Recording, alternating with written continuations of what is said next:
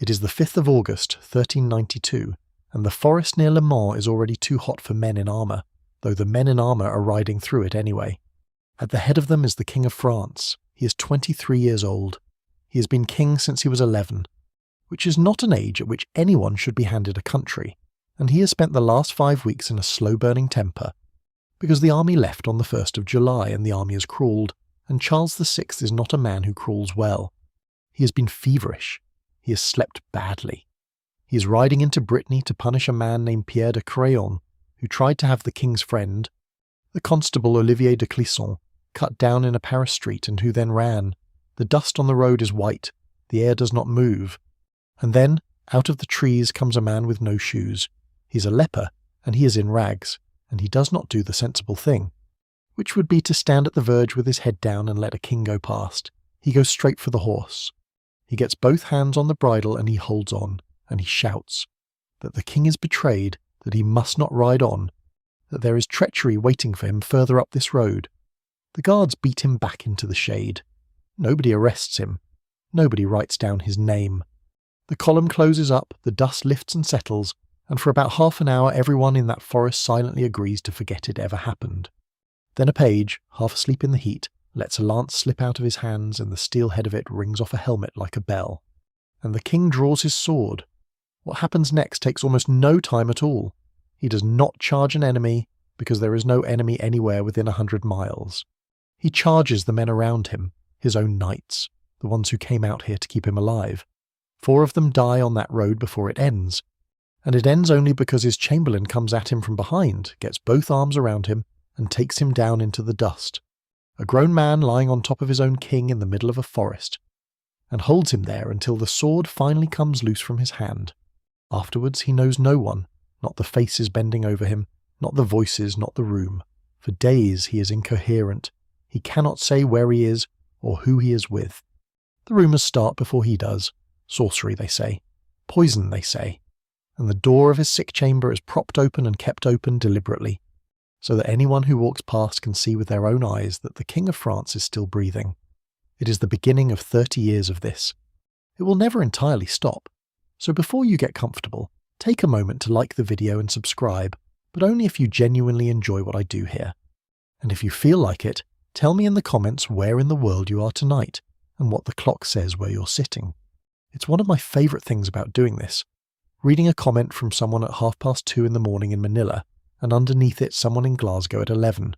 And underneath that someone in Ohio who has decided that 4 in the afternoon is a perfectly reasonable time for a nap, and honestly, they're right. Say hello, I do read them.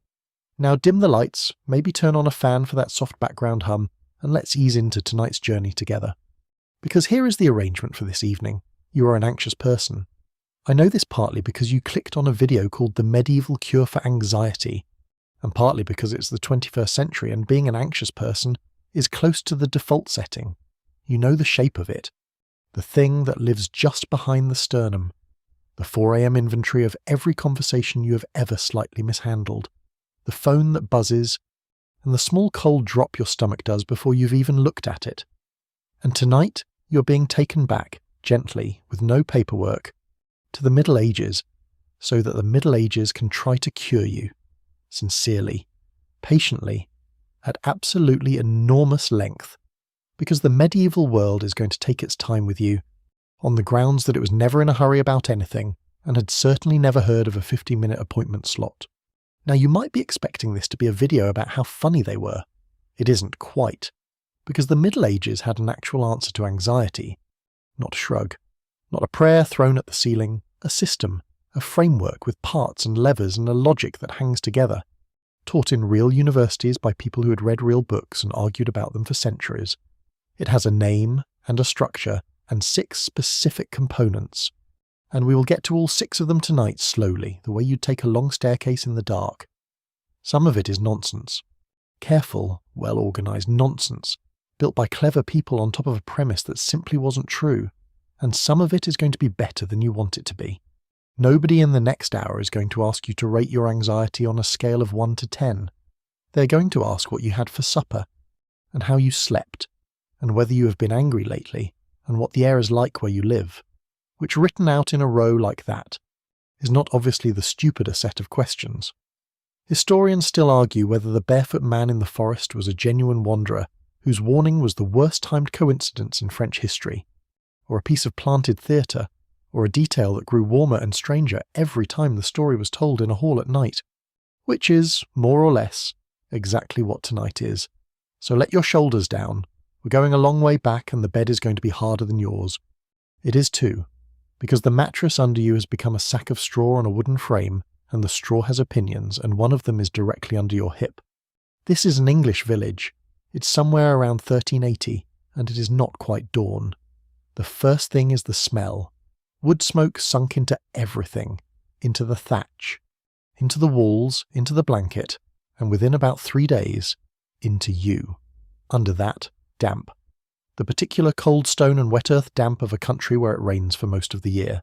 Under that, animals closer than you would like, because in a good many of these houses the beasts live at one end and the people at the other, and the roof is shared, on the entirely reasonable grounds that a cow gives off a remarkable amount of heat. There is barley somewhere, there is old ash, and there is a faint green note of herbs hung from a beam, drying, waiting to be useful.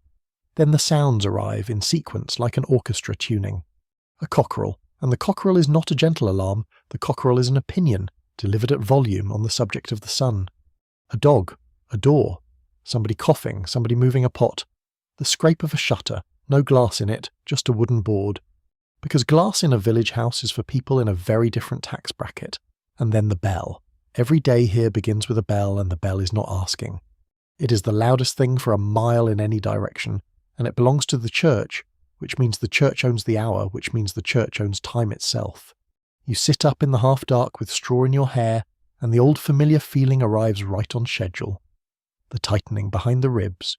The sense that something is wrong somewhere and you can't name it and you should probably check your phone about it. Except there is no phone. There is no inbox. There is no news, because the fastest information in this world travels at the speed of a horse, and the horse is not thinking about you. And it doesn't help. That's the first thing worth saying plainly tonight. Take away every modern trigger, every notification, every headline, every unread red dot, and the feeling is still sitting there in the dark exactly where it always sits, because anxiety was not invented by the internet. The internet just gave it better distribution. Somebody stirs the fire, somebody hands you a bowl of pottage, a thick grey-green, endlessly simmering vegetable and grain arrangement that lives in a pot over the hearth and gets topped up rather than finished. It is warm, it is filling. Nothing in this village is competing very hard to be the highlight of your day. And here is where the Middle Ages begins its work on you. And it begins by asking a question you will not expect. Nobody here is going to ask how you feel, really, not the woman at the fire, not the man who comes to look at you, not the physician when we get to him. That question, how are you in yourself on the inside, is a modern instrument and it has not been built yet. What they are going to ask is what you ate, and then what you drank, and then how you slept, and how long, and whether you woke in the night, and whether you dreamt, and whether the dream was a hot one or a cold one, whether you have been angry, whether you have been frightened, where your house stands and what the air is like there, whether you have been working or sitting idle, and when you last opened your bowels, asked in exactly the tone he would use about the weather. Because the central conviction of medieval medicine, the real one, the load-bearing beam under everything else we are going to look at tonight, is that your mind is not a separate department. It is not a ghost renting a room in your body. Your body and your soul are in this framework wound so tightly together that they cannot be treated apart, and whatever happens in the one is legible in the other. The learned term is accidentia animae, the accidents or the passions of the soul. It means the emotions that rise in the soul, and it takes entirely for granted that they show up in the flesh. In your colour and your pulse and your sleep and the shine of your eye, your grief is an event in the body, your fear has a temperature. Your dread is to these people every bit as bodily as a limp, which means nobody here will ask you to describe your anxiety, because to them describing it is beside the point. They can see it. They are going to look at you the way you would look at a sky that is about to do something. And the lovely quirky consequence of that, the bit I genuinely adore, is that it runs in both directions. If your emotions are physical, then your emotions can be prescribed. The medieval health manuals, the serious ones written by serious physicians for patients who paid serious money, will tell you in writing to avoid anger and rage and to try to stay happy. Not as a sentiment, as a treatment, as a line item in your regimen sitting alongside your diet and your sleep and your exercise. A doctor in this world can look you in the eye and instruct you to cheer up, in precisely the same voice he would use to tell you to eat more fennel, and every person in the room will regard this as an ordinary clinical intervention. Whether it works is another question, and we will come back to it. But sit for a moment with the fact that Be Happy Doctor's Orders was once a genuine prescription and not a punchline. Historians still argue whether ordinary people in a village like this one ever had any real contact with that learned tradition at all, whether the theories in the Latin books ever travelled down the road to the thatch and the pottage, or whether the woman at the fire was working from something far older and more local that simply happened to overlap. Either way, somebody is coming to look at you, and before he arrives, you had better understand what he thinks you are made of. He thinks you're made of 4 things, and he is very sure about it. Not 4 things in a poetic sense. 4 fluids. 4 actual, literal, sloshing substances that he believes are inside you at this moment, in some ratio. And that ratio is you. Your temper, your face, your appetites, your courage, and the exact shape of your worry at 3 a.m. All of it is a mixing problem. The 4 are blood, phlegm, yellow bile, and black bile. That is the entire cast. Blood is the warm, red, generous one. Too much of it and you are cheerful, hearty, and a little too loud at the feast. Phlegm is the cold, wet, slow one. Too much and you are soft and sluggish and heavy in the mornings. Yellow bile is the hot, sharp one. Too much and you are quick to anger and quick to act on it. And then there is black bile, which is the one we are here for. The Greek is melena sholi. Melena black, coal, bile. And if you say those 2 words together and let them wear down through 2,000 years of mouths, you arrive at a word you already know. A word you have almost certainly used about yourself. Melancholy. That is the whole etymology. Melancholy means black bile. Nothing more, nothing less. Black bile is cold and it is dry. Hold on to those 2 words because they are going to run the rest of this evening. Cold and dry. And an excess of it produces, and I want to give you the list because the list is not what you expect from a 2,000-year-old mistake, sadness. Pessimism, fear, cowardice, melancholia, a settled, chilly, joyless dread with no visible cause. Now sit with that for a moment, at whatever hour it is where you are. Somebody, an extraordinarily long time ago, without a microscope, without a nervous system diagram, sat down and separated fear with no cause from ordinary fear of a bear. Decided it was a distinct condition of the whole person, rather than a moral failure or a haunting, gave it a name, gave it a mechanism, and filed it under things a doctor treats. The mechanism is wrong. Very nearly every word of it is wrong, but the move is right. The move is the same move a clinic makes today. This is the Hippocratic and Galenic system, and here is the fact I want stated as plainly as I can manage. This framework was the dominant medical theory across both Europe and the Islamic world for more than 2,000 years. 2 millennia. Not a fad, the mainstream, taught position of the best educated people across 3 continents, for longer than the gap between us and the Roman Empire. Alexander of Tralles was writing up humoral causes of melancholia in the 6th century. Around the year 1000, Ibn Sina, Avicenna, set humoral accounts of melancholy into the canon of medicine, which then sat on European university shelves as a standard reference for centuries afterwards. 2,000 years is a very long time to be confidently wrong. It is also, viewed commercially, an absolutely magnificent customer retention record. So the physician who's about to look at you tonight has his diagnosis ready before he's finished crossing the room. You're cold. You are dry. There is too much black bile in you, and the treatment plan follows with the terrible tidiness of excellent logic built on a rotten foundation. If there is too much of a thing, take some out, and if the thing is cold and dry, then warm it and wet it. Taking some out means what you are afraid it means. It means purgatives, it means laxatives, it means phlebotomy, bloodletting, which in this world is not a last resort at all, but a routine, seasonal, almost hygienic act. Something you do because it is spring. Warming and wetting means diet. Exercise, bathing, herbal remedies, a great deal of slow, careful attention to what goes into you and when and in what order, and the recipes are wonderful. Long after the Middle Ages have ended, because this theory refuses to die, you will still find physicians brewing teas and infusions and broths for melancholy out of laurel, and white hellebore and bugloss and marigold and pennyroyal, A list that sounds like a hedge and smells like a hedge, and is essentially a hedge that somebody has boiled. Here is my favourite detail in the whole humoral tradition, though. For bloodletting, the recommendation was sometimes not ordinary leeches, it was horse leeches. The big ones, which means that at some point somebody looked at the standard issue medicinal leech, doing its honest best, and thought, no, not committed enough. Bring me the ones with ambition. But I want to be fair to them, because it is easy to laugh at the leech and miss the architecture behind it. What this system did, and this is why it lasted 2,000 years and not 200, is that it made a person into something continuous. It flatly refused to split you into a body that gets sick and a mind that misbehaves. Your dread and your digestion were the same story, told at different volumes. And that meant that when you turned up grey and shaking and unable to say why, nobody asked whether you had sinned or whether you were faking. They asked what you had eaten. They took your pulse. They treated you as a system that had drifted out of balance and could, with patience, be nudged back into it. The chemistry is fiction. Black bile does not exist. There is no cold dark sludge in you. There never was. And when they finally went looking, the nearest thing they could find was clotted blood. And a great deal of hope.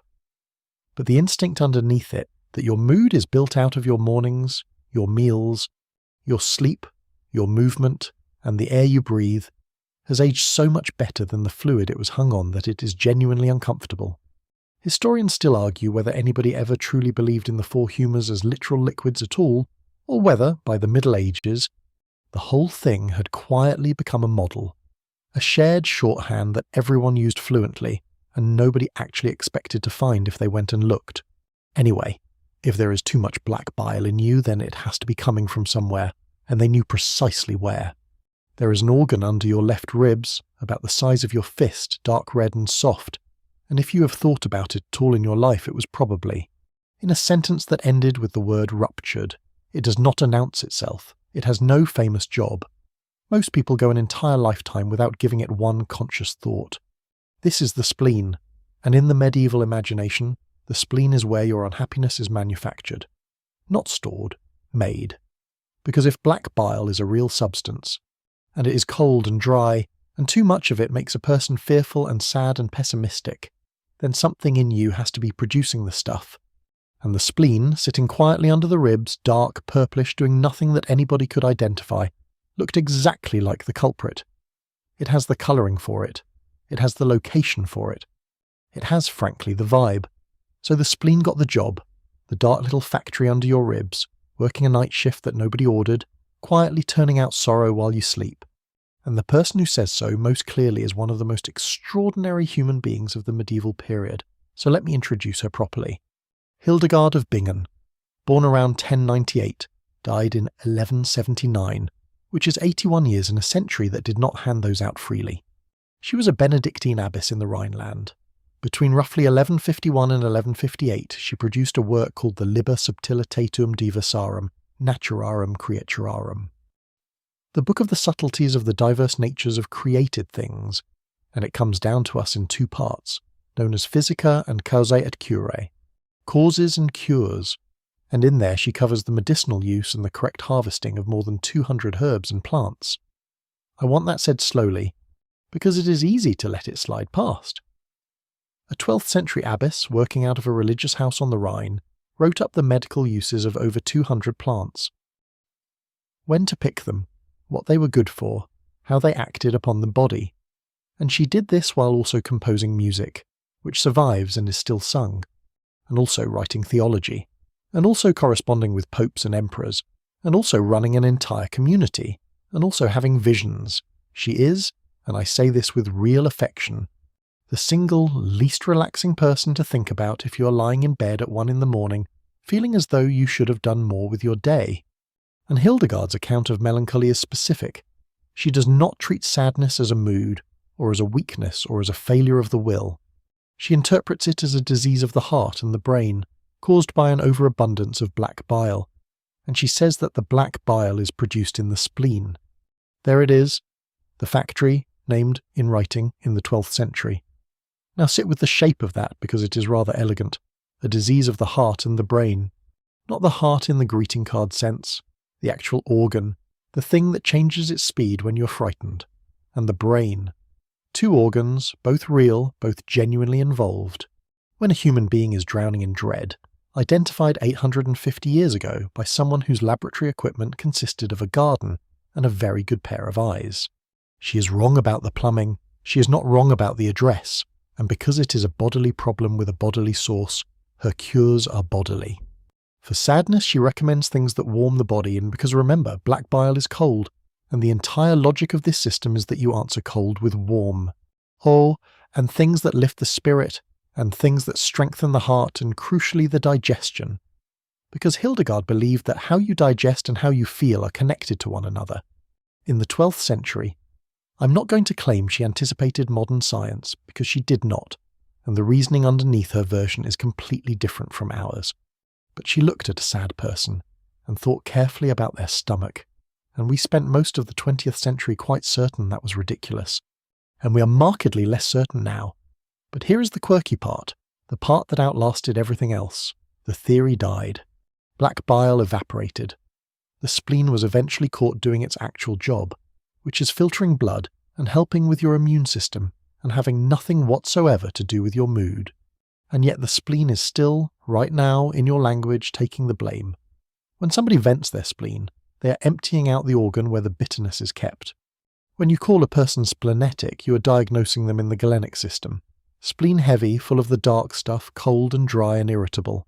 Nobody who uses those words believes a syllable of the theory. The science has been dead for centuries. The grudge is immortal. Somewhere deep down in English, the spleen is still standing in the dock, being blamed for everything, and it has never once been allowed to speak in its own defence, which is an extremely medieval fate. To be convicted on the basis of your appearance by people who were undeniably clever, using reasoning that was completely wrong, and then to go on serving the sentence for another 1,000 years after the court has been dissolved. One more thing about the spleen before we leave it.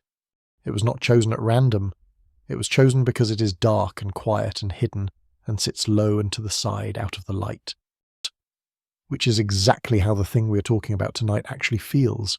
Something dark, sitting low, off to one side, that you cannot see and cannot reach and did not ask for.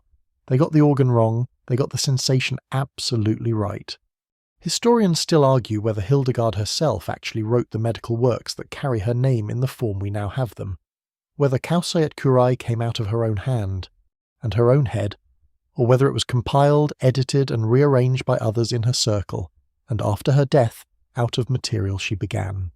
Either way, the theory is now standing at the foot of your straw mattress in the shape of a man with a bag, and he would very much like to look at you.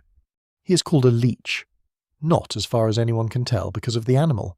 The Old English word for a physician is lice, and it is simply what you call the man who comes when you are ill. A leech book is a book of medicine. Leechcraft is the practice of healing. So the man now ducking under your doorframe, wiping the morning off his face, setting down a satchel that clinks, is your leech. This is a house call, and he is not in a hurry, which is the first thing you will notice and the last thing you expected. He has no waiting room. He has no 11-minute slot. He has no screen he's obliged to look at instead of looking at you. What he has is your face, the light coming through the doorway, and time. He begins by looking, properly looking in a way that would make a modern person profoundly uncomfortable within about 4 seconds. The colour of your skin and the colour underneath your eyes. Whether your eyes are bright or gone dull, how you're holding your shoulders, whether your hands are warm or cold, and he will take one and hold it and notice which. Whether your skin is dry, how you are breathing. He is reading you the way a shepherd reads a sky, not for one symptom, but for the general direction of the weather. Then the questions come, and they come in a long, unhurried, almost hypnotic sequence, and now you understand why they are the questions they are. Because you know what he thinks you're made of. What did you eat yesterday?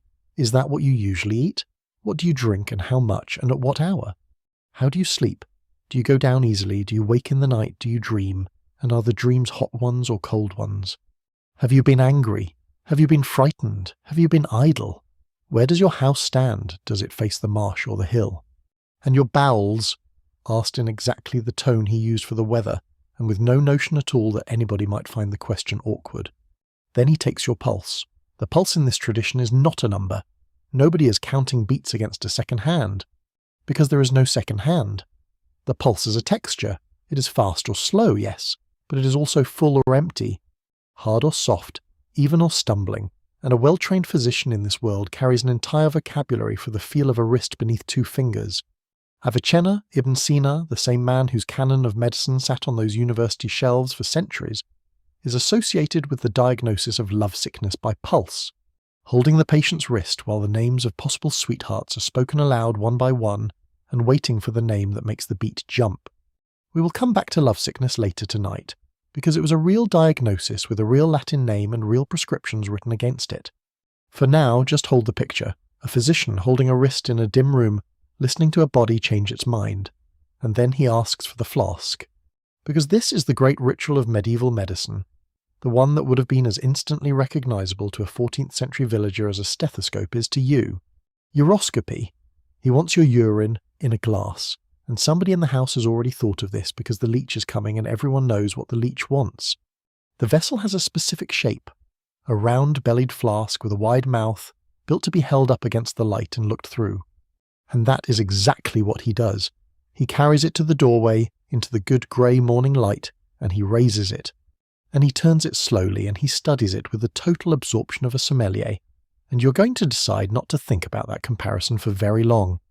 He is looking at the colour, and there are a great many colours in the manuals, laid out in ordered ranks from very nearly clear all the way through to the very dark, each with a name and a meaning, sometimes drawn as a wheel of little painted flasks so that a physician could hold the real thing up beside the picture and match it, which means medieval medicine had a colour chart for urine, a Pantone system, which is a more organised approach to colour than I have ever managed in my own kitchen. He's also looking at the contents, whether anything is settled at the bottom, whether anything floats, whether there is a cloud suspended in the middle. He will absolutely tell you what it means at length, without being asked. And here is the quirky part. That flask became the logo. If you look at medieval art, the manuscript illuminations, the carvings, the painted signs hanging over a street, and you want to know which figure in the picture is the doctor, you look for the man holding a glass of somebody's urine up to the light. That was the trade sign. In the same way a barber has a striped pole, a physician had a flask of urine held aloft at eye level permanently. Imagine it embossed tastefully on the business card. So what does he conclude about you? He steps back. He sets the flask down.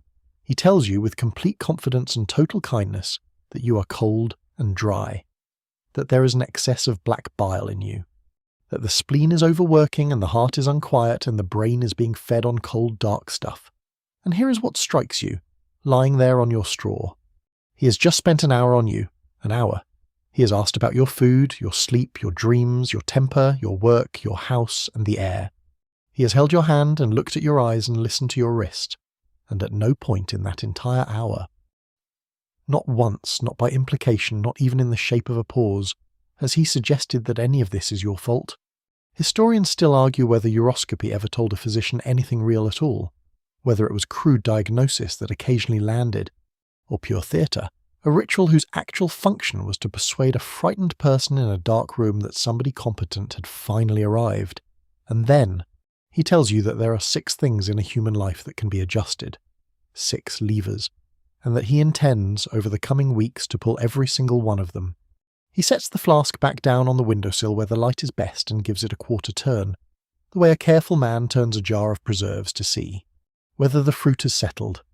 Then he wipes his fingers on his gown, drags a stool across the rushes and sits down opposite you, near enough that you can smell the wormwood in his sleeves, and he says, not unkindly and not really looking at you, but at a point a foot above your left shoulder, which is where physicians have looked at patients since roughly the invention of physicians, that now the two of you had better talk about how you live, which is not what you were braced for.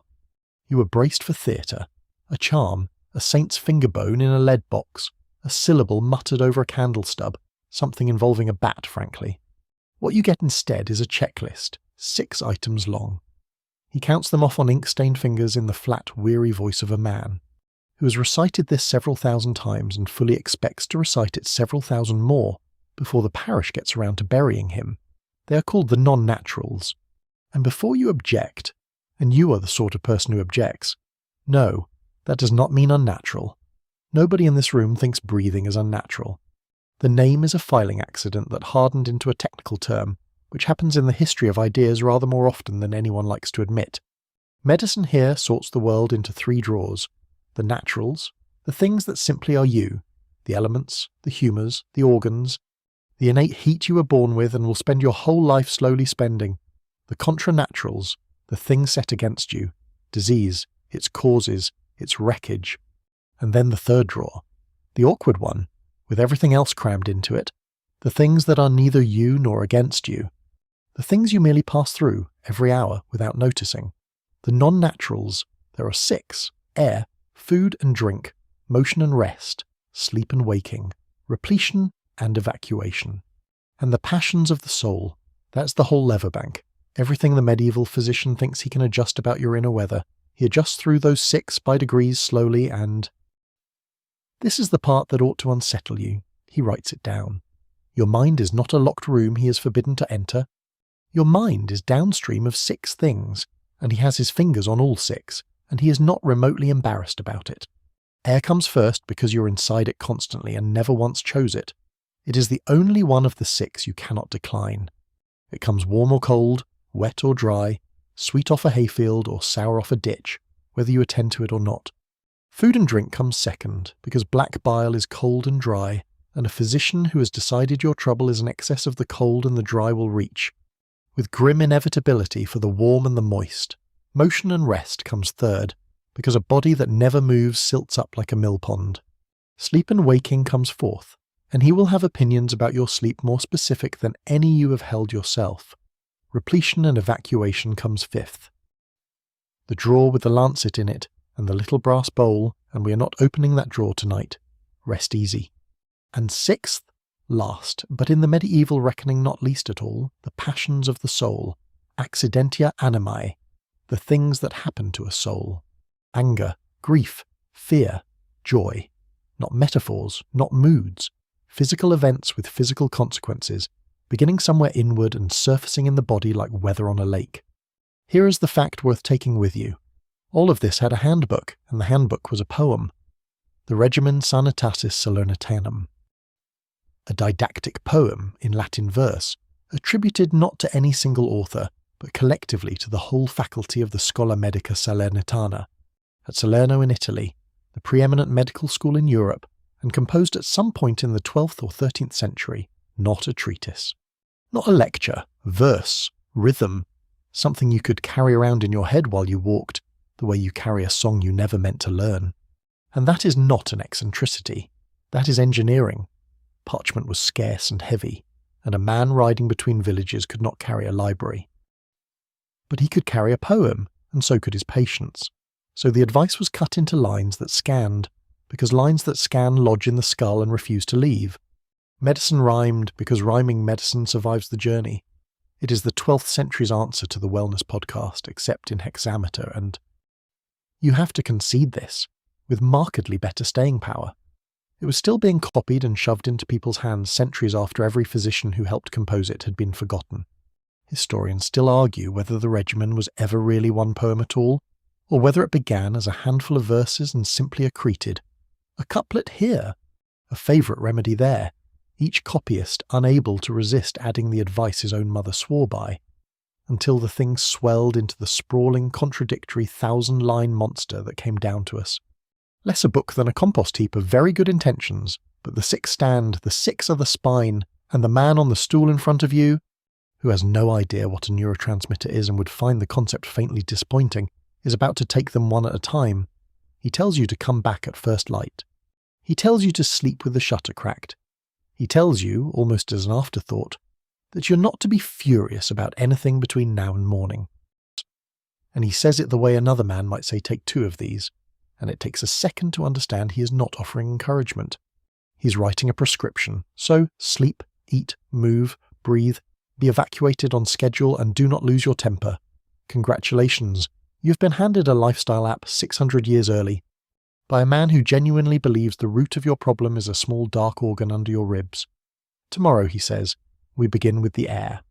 He begins with air because air is the one you're swimming in, and because, as he explains while shouldering open the door and standing aside to let you out, into the grey wet morning, a man may refuse his dinner and a man may refuse his bed, and a man may refuse, God help him, to move from his chair for a fortnight. But nobody refuses to breathe. Air is the non-natural that gets a vote whether you invite it or not. It goes to the heart, and the heart is where your innate heat lives, and if the air is corrupt, then the corruption is inside the furnace before you have finished the sentence you were saying. So he wants to know about your air, not politely, forensically. He wants to know where you sleep, which way the window faces, whether there is standing water near it, how far the midden is from the door and whether the wind carries from it or away from it, whether there is a marsh, a stagnant ditch, a tanner, a dyer, a slaughter yard, whether you sleep low in a hollow, where the mist pools at night and lies there until noon like something that has died. He asks all of this before he asks a single question about your thoughts, and he asks it with the brisk efficiency of a surveyor. And you realise you're not being interviewed, you're being cited, like a barn.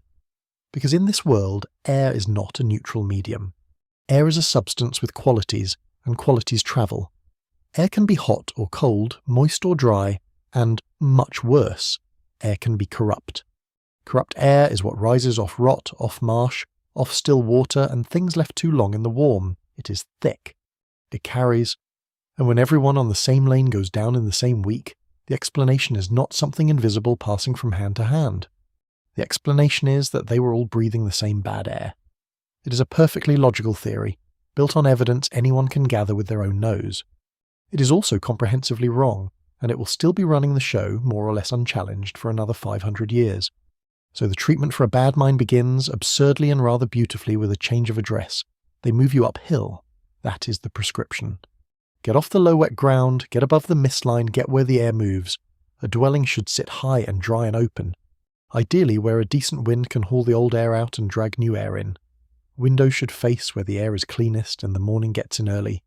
Avoid the hollow, avoid the fen, avoid the sweet green stillness of the place with no breeze, because still air to this way of thinking is air that has been sitting out. And then, having moved you, they start correcting the air itself, because air is not only to be escaped. Air is to be improved. They burn things. Rosemary and juniper on the hearth, thrown on green so the smoke comes up resinous and blue. They strew the floor, not with rushes alone, but with rushes and meadow sweet and lavender and southernwood, so that every footstep releases a small green protest. They hang bunches from the beams. They sprinkle vinegar. They carry sweetness on their person, in a pierced ball or a knot of cloth, and lift it to the face when passing anywhere the air has gone wrong. Which in a medieval town is most places most of the time. Here is the quirky part. The logic is not that a nice smell distracts you from a nasty one. The logic is that the good smell is a real material agent, and it goes into the corrupt air and does battle with it, and wins. Scent is not decoration. Scent is a drug delivered through the nose. When they hang your sick room with sweet herbs, they are not making it pleasant for you. They are, as they understand it, treating the room. The room is the patient. You are simply in it. And it explains the medieval garden, which is not a beautiful thing with a medical excuse, but a medical thing that happens to have turned out beautiful. Walled, enclosed, planted thick with lavender and rose and rosemary. And thyme, arranged so that a person may walk in it and be gently medicated from all sides by a shrubbery. You're prescribed the garden. Walk in it. Sit in it. Breathe deliberately. Sit near the herbs, downwind of nothing dead, and let the sweet air correct the corrupt matter that has settled in you. He tells you this with total seriousness. He would be baffled to hear it described as gentle. Historians still argue whether the medieval nose was by sheer luck onto something real, because a doctrine that says avoid the marsh, avoid the standing water, avoid the low wet ground, and sleep somewhere the wind can reach you is, whatever its reasoning, a doctrine that quietly moves you away from mosquitoes and cholera and a great deal else besides, and the debate over how much of that was accident and how much was pattern recognition dressed in bad theory has never entirely settled. And there is a smaller, stranger thing you notice as you walk the enclosed garden that first morning, 3 times around at his instruction, breathing on purpose like a fool. It is working. Not the theory. The theory is nonsense.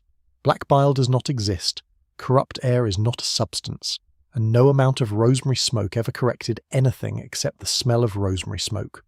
But you have been sent outdoors at dawn. You have been walked slowly through cold, clean air, among green growing things, alone, with nothing to do but notice your own breathing. And it turns out that a wrong theory can hand you the right instruction entirely by accident, and your body, which never read the theory, simply takes the instruction and does what bodies do. The physician watches from the gate with his arms folded, entirely unsurprised, because of course it is working. He moved you uphill, then he tells you it is time to eat, and something in his tone suggests you're not going to enjoy this next part. You're not going to enjoy this next part. Not because the food is bad, exactly. Food is the second non-natural, and the one the physician trusts most, because it is the lever he can pull 3 times a day without ever leaving your kitchen. But the reasoning behind what lands in your bowl is not going to comfort you, and it goes like this, and it is airtight and it is wrong. Your trouble is black bile. Black bile is cold and dry, therefore you require the hot and the moist. Therefore, he says, spreading his hands as though this were obvious, as though you had been slow, we warm you. That is the whole culinary philosophy. Medicine here is not about what a thing contains, it is about what a thing is in temperament, on a chart. Every food has a quality and a degree. Lettuce is cold, pepper is hot, aggressively so. Fish is moist. Beef is heavy and earthy, and rather too much like black bile itself to be trusted around a melancholic. And so the physician does not compose your dinner. He composes a counterweight. He is not feeding you, he is correcting you in courses. The name he keeps returning to is a woman who died 200 years before you got here. Hildegard of Bingen, who lived from around 1098 to 1179, wrote a work of natural science, the Liber Subtilitatem Diversarum Naturarum Creaturarum, which is a great deal of Latin for a book that is mostly about plants, and it came down in 2 parts, the Physica and the Causae et Curae, which between them cover the medicinal use and harvesting of more than 200 herbs and plants. That is the fact. 200 plants, catalogued in the 12th century by an abbess who also composed music, wrote a morality play, corresponded with popes and emperors, and invented her own private language, apparently for fun. It is the sort of curriculum vitae that makes the rest of us look like we have been mismanaging our afternoons. And Hildegard had a theory of sadness. She read melancholy as a disease of the heart and the brain, brought on by an overabundance of black bile produced in the spleen. That little dark factory under your ribs again, still taking the blame, still not defending itself. But here is the turn, and it is the reason she is still on the shelf. She believed digestion had a hand in emotional health, that a badly fed body made a badly feeling mind. So her remedies for sadness were not designed to punish or purge. They were designed to warm the body, lift the spirit, and strengthen the heart and the digestion, all 3 at once, because to her they were one job. So the bowl arrives, fennel first and fennel above all, because fennel is her hinge herb, good for the digestion, and good she held for lifting the mind, and if you are going to build a cuisine on one plant you could do considerably worse. It comes in everything. It comes in things it has no business being in: mallow, primrose, rue, and turnips. Turnips, of all the humble things, to clear the melancholic humours out of you. Which means that somewhere in the 12th century a woman of genuine intellectual seriousness sat down and concluded that the answer to despair was, in part, root vegetables. You want to laugh. You do laugh. Then you eat the turnips, because there is nothing else on the table. And then, on the 3rd day, he brings the cookies. This is the quirky tidbit, and it is real, and it is one of the loveliest things in the whole grim archive of medieval medicine. Hildegard left a recipe for small spiced biscuits, spelt flour, nutmeg, cinnamon, and cloves, which have come down to us under the names cookies of joy, or nerve cookies. And she was not being whimsical. She was prescribing. She wrote that they would calm all bitterness of the heart and mind. Open your heart and your impaired senses and make your mind cheerful. That is the claim. Not sustain you, not nourish you. Make your mind cheerful. An abbess in the 12th century, writing down a biscuit as a treatment for the bitterness of the heart, and meaning every word. They are warm when they reach you. The nutmeg and the cinnamon and the cloves have come an unthinkable distance to be in your hand. Up through Alexandria and Venice and 6 middlemen who each took their cut, worth more by weight than most of what this village owns. And here they are, crumbling in a biscuit, being fed to a stranger who cannot sleep. That is what strikes you hardest. Not the theory, the expense. Somebody decided your mind was worth the cloves. Historians still argue whether the cookies of joy as they are baked today have very much to do with what Hildegard actually meant. because her writing gives qualities and virtues and intentions far more readily than it gives quantities, and the tidy modern recipe with its measured cups and its oven. Temperature is a reconstruction standing on an 800-year-old text that never once mentions how long to leave them in. The drink is easier to explain and harder to argue with. Nobody here drinks the water if they can help it, and nobody is being reckless when they choose the small beer instead. The weak stuff brewed for the whole household, children included, because whatever else you can say about it, it was boiled on the way to becoming beer, and the ditch was not. So you drink beer with breakfast, with dinner, with supper, and the physician approves because ale is warming, and you are cold and dry, and it fits the chart. That it also keeps you off the ditch water is a coincidence nobody in the room is equipped to notice. So you eat warm. You eat spiced. You eat fennel until you begin to dream in aniseed. You're fed on purpose, 3 times a day, by people who believe your sadness is a substance and food is the counterweight, and none of it is true, and quite a lot of it works. And the biscuit, you have to admit, is genuinely excellent. Then he takes the empty bowl out of your hands and tells you to stand up. Stand up. You had assumed, with a certain amount of hope, that the medieval treatment for a troubled mind would involve lying down, a dim room, a blanket, somebody bringing broth. That is the shape convalescence has in your imagination, and it is the shape you have been quietly looking forward to since you got here. The physician finds this idea not merely wrong, but actively dangerous, and the third non-natural is where he explains why. Motion and rest. Exercise and repose, both are medicine in the right amounts, at the right times, and either of them, taken to excess, will make you ill. Too much motion burns through your innate heat, that finite candle you were issued at birth and have been steadily consuming ever since. Too much rest is worse. Too much rest lets everything settle. The body, in this model, is not a machine but a household, and a household that nobody stirs goes stale. The humours pool, the superfluities gather, and a man who does not move is a man giving his black bile a comfortable place to sit down. So the prescription for melancholy is not the blanket, it is the hoe. And here the physician reaches, as everyone here eventually reaches, past the doctors and into the monasteries, because on this particular question, the definitive text was written by a monk about monks. For monks, and it has been quietly correct for something like 1,000 years. Here is the fact. John Cassian, a desert father, wrote about a condition the monks called acedia, the noonday demon, an apathetic restlessness that came down on a man and hollowed the day out from the inside. It made the cell unbearable and the hours elastic. It made him certain he should be somewhere else, doing something else, with someone else. And Cassian's prescribed remedy for it, the actual treatment, was manual labour. Not prayer, not fasting, not more scripture, which you might reasonably expect from that address. Work, do something with your hands, weave the basket, dig the row, carry the water. A 5th century monk looked squarely at what we would now call, depending on the day, depression or burnout or anhedonia, and prescribed getting up and doing a task. The demon, he understood, feeds on stillness, move, and it loses its grip. Which brings us to the quirky part, and it is quirky mostly because of how badly it has aged into being right. The men who took this most seriously were not doctors at all. A monastic house ran on labour, the fields, the mill, the fish pond, the brew house, the endless copying, and the herrarium chopped the day into fixed blocks with bells on them. So nobody was ever left holding an unshaped hour. The monastery was not designed as a treatment facility for the mind. It was designed to serve God, on a timetable with a hoe, that it also happened to be a machine for structured daily activity, routine, physical exertion, and social contact. More or less what a modern clinician would sketch on a pad for a patient who cannot get out of bed, is one of the great accidents in the history of care.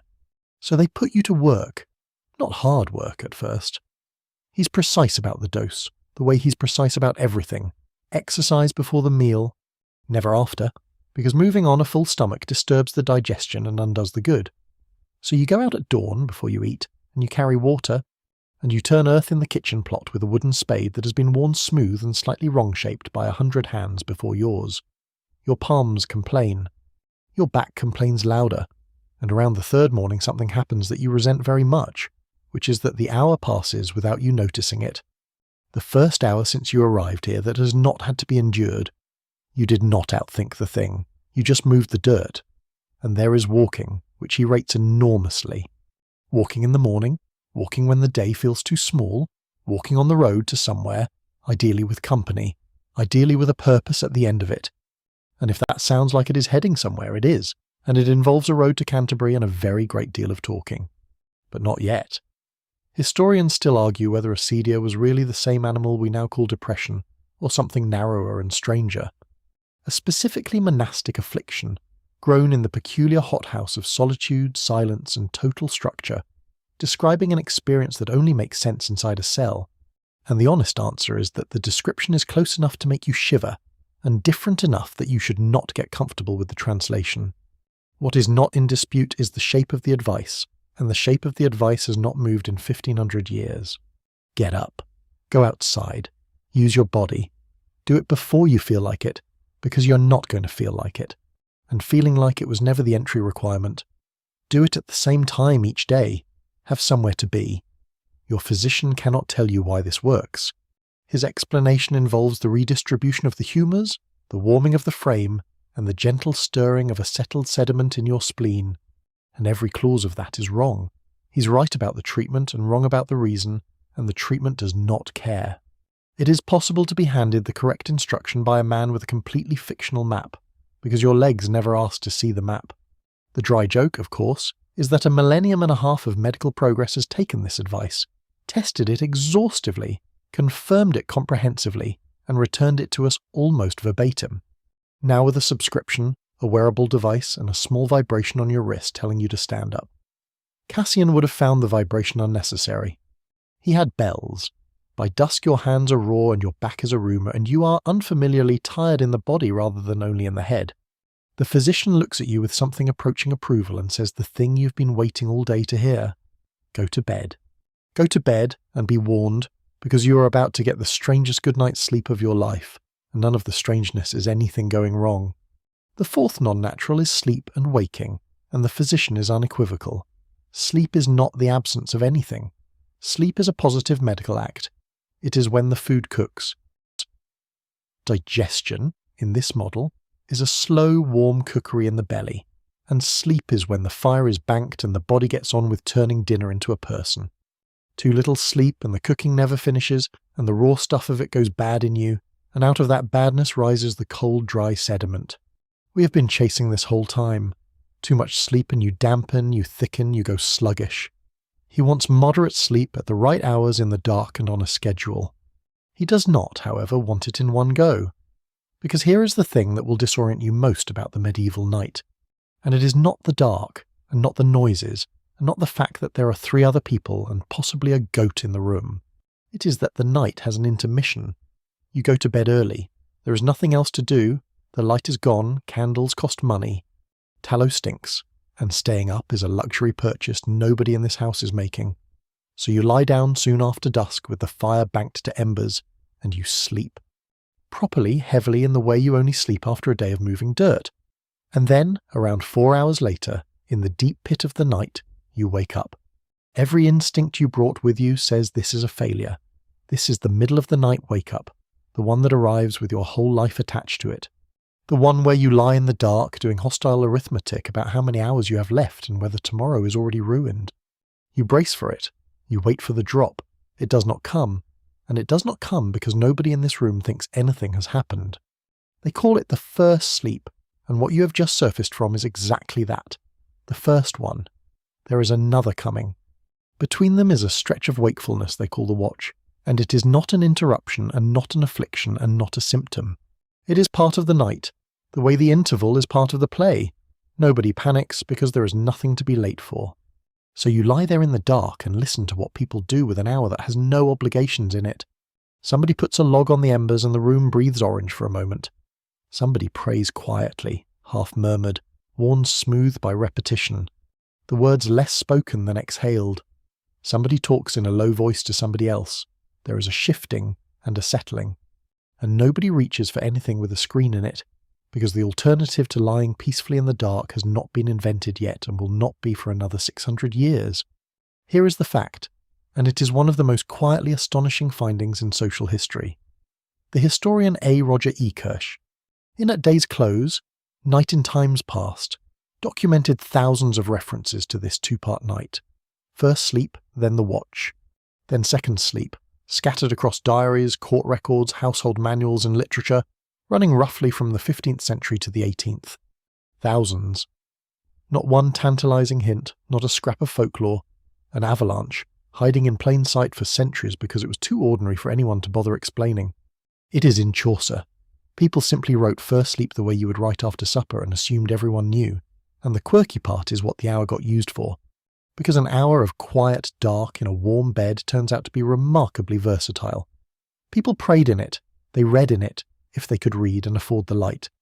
They talked, and there is a decent argument that the watch was one of the great conversational institutions of the pre-modern world, an hour of low murmured talk between two people lying still in the dark with no possibility of interruption. They tended the fire, they thought about their dreams which were right there, fresh, close enough to touch. And yes, they were intimate, and at least one medical writer of the period noted, with the gravity of a man recording a clinical observation, that this was the better hour for it, on the grounds that everyone concerned had had a nap first. E. Kirch's explanation for where it all went is a single word: lighting. Cheap, bright, artificial light shoved the evening later and later, squeezed the night from both ends, compressed 8 hours of bed into a single unbroken block, and turned the watch. An ordinary feature of human nights for most of recorded history, into a disorder with a name and a market and a shelf of remedies. Historians still argue whether the pattern was ever as universal as the phrase two-part night suggests, and it is a live argument rather than a polite one. There is real scholarly work reconsidering segmented sleep in early modern England, asking whether the evidence has been read too enthusiastically, whether the practice varied by season and latitude and household and wealth, and whether we have taken a genuine pattern and quietly promoted it into a universal law because we badly want the story to be true. But the part that lands, lying there in the dark with the embers ticking and a stranger praying 6 feet away, is not the scholarship. It is the mood. Nobody here is fighting the night. Nobody is measuring it. Nobody has a target. The night is long and dark and it has a soft hole in the middle of it, and everyone has agreed, without ever discussing it, that the hole is fine, that you can lie in it awake without that meaning anything at all about you, and that, it turns out, is the medicine, not the herbs. Not the theory, the permission. The fire settles, somebody stops praying, the dark thickens, and it is not going anywhere, and neither are you. Second sleep comes for you like the tide. Morning finds you in 2 pieces of sleep stitched neatly together, and you lie there in the grey light with the strange, unfamiliar sensation of being rested. The fire has gone down to a red freckle. Somewhere outside, a cockerel is making its opinion known. And you're just beginning to think that the Middle Ages might be quite a pleasant place to have a nervous system. When the door opens and the leech comes in carrying a bowl, not a bowl of anything, just a bowl. Empty, pale earthenware, wide and shallow, and he sets it down on the table with the gentle competence of a man who has done this several thousand times and would rather get on with it. Because there are 6 non-naturals, and you've been walked patiently through 4, air, food, motion and rest, and the sleep you've just had in 2 obedient halves. Now you arrive at the 5th, repletion and evacuation, what goes in and what comes out, and the exquisitely careful bookkeeping in between. The logic is not stupid, it is simply built on a foundation that isn't there, if your trouble is an excess. Too much of the cold, dry, heavy stuff pooling under your ribs, thickening your thoughts, giving everything that grey unlit quality. Then the treatment is not complicated. You have too much. So you should have less. The whole edifice of humoral therapy, 2,000 years of it, comes down to one confident sentence. There is more of you than there ought to be, and we can fix that. So the standard toolkit for an excess of black bile was, in the sources, exactly this: purgatives, laxatives, and phlebotomy. Bloodletting. That is the real, boring, documented core of it. Not amulets, not spells, but a clean-edged little blade and a bowl and a sum being done. The leech asks you to sit. He rolls your sleeve. He ties a band above your elbow and asks you to close your fist and open it. Close and open, exactly the way a phlebotomist would ask you today, and the continuity of that gesture across 600 years is genuinely a bit uncanny. Then he takes out the lancet. You're going to be spared the details because the details are less interesting than the arithmetic. It is quick. It is smaller than you feared. There is a warmth, a mild indignity, and the leech watches the bowl rather than watching you because the bowl is where the information is. He is measuring. He wants a specific amount and not one drop more, and the amount is not arbitrary. It depends on your age, the season, the hour, your strength, the colour of what he saw in that flask yesterday, and crucially on the moon. Because before he cut, he consulted the chart. Here is your quirky detail for the morning, and it is one of the strangest and most beautiful objects the Middle Ages produced, the Zodiac Man. A diagram of a human figure with the 12 signs distributed across his body, Aries at the head, Taurus at the neck and throat, Gemini at the shoulders and arms, and so on down the whole patient length of him until Pisces arrives, with a certain inevitability at the feet. Physicians carried these, some in little folding almanacs that hung from the belt on a cord, to be flipped open at the bedside. And the rule they encoded was simple: do not cut a part of the body while the moon is in that part's sign. The blood there is stirred up. It will not behave, which means that on any given day of the medieval calendar, some region of your anatomy was closed for business by astronomical decree. Your arm was not available on Tuesday. Come back Thursday when the moon has moved on to somewhere less politically sensitive, such as your knees. The bowl fills to the line, the band comes off. A pad of linen, a strip of cloth, and it is done, and you sit there feeling pleasantly, deceptively light. A lightness that has rather less to do with humours than with simple arithmetic, and bloodletting was only the front door. There were purges, hellebore above all, the great classical remedy, the drug you gave to a man who had gone strange. White hellebore kept its reputation for centuries.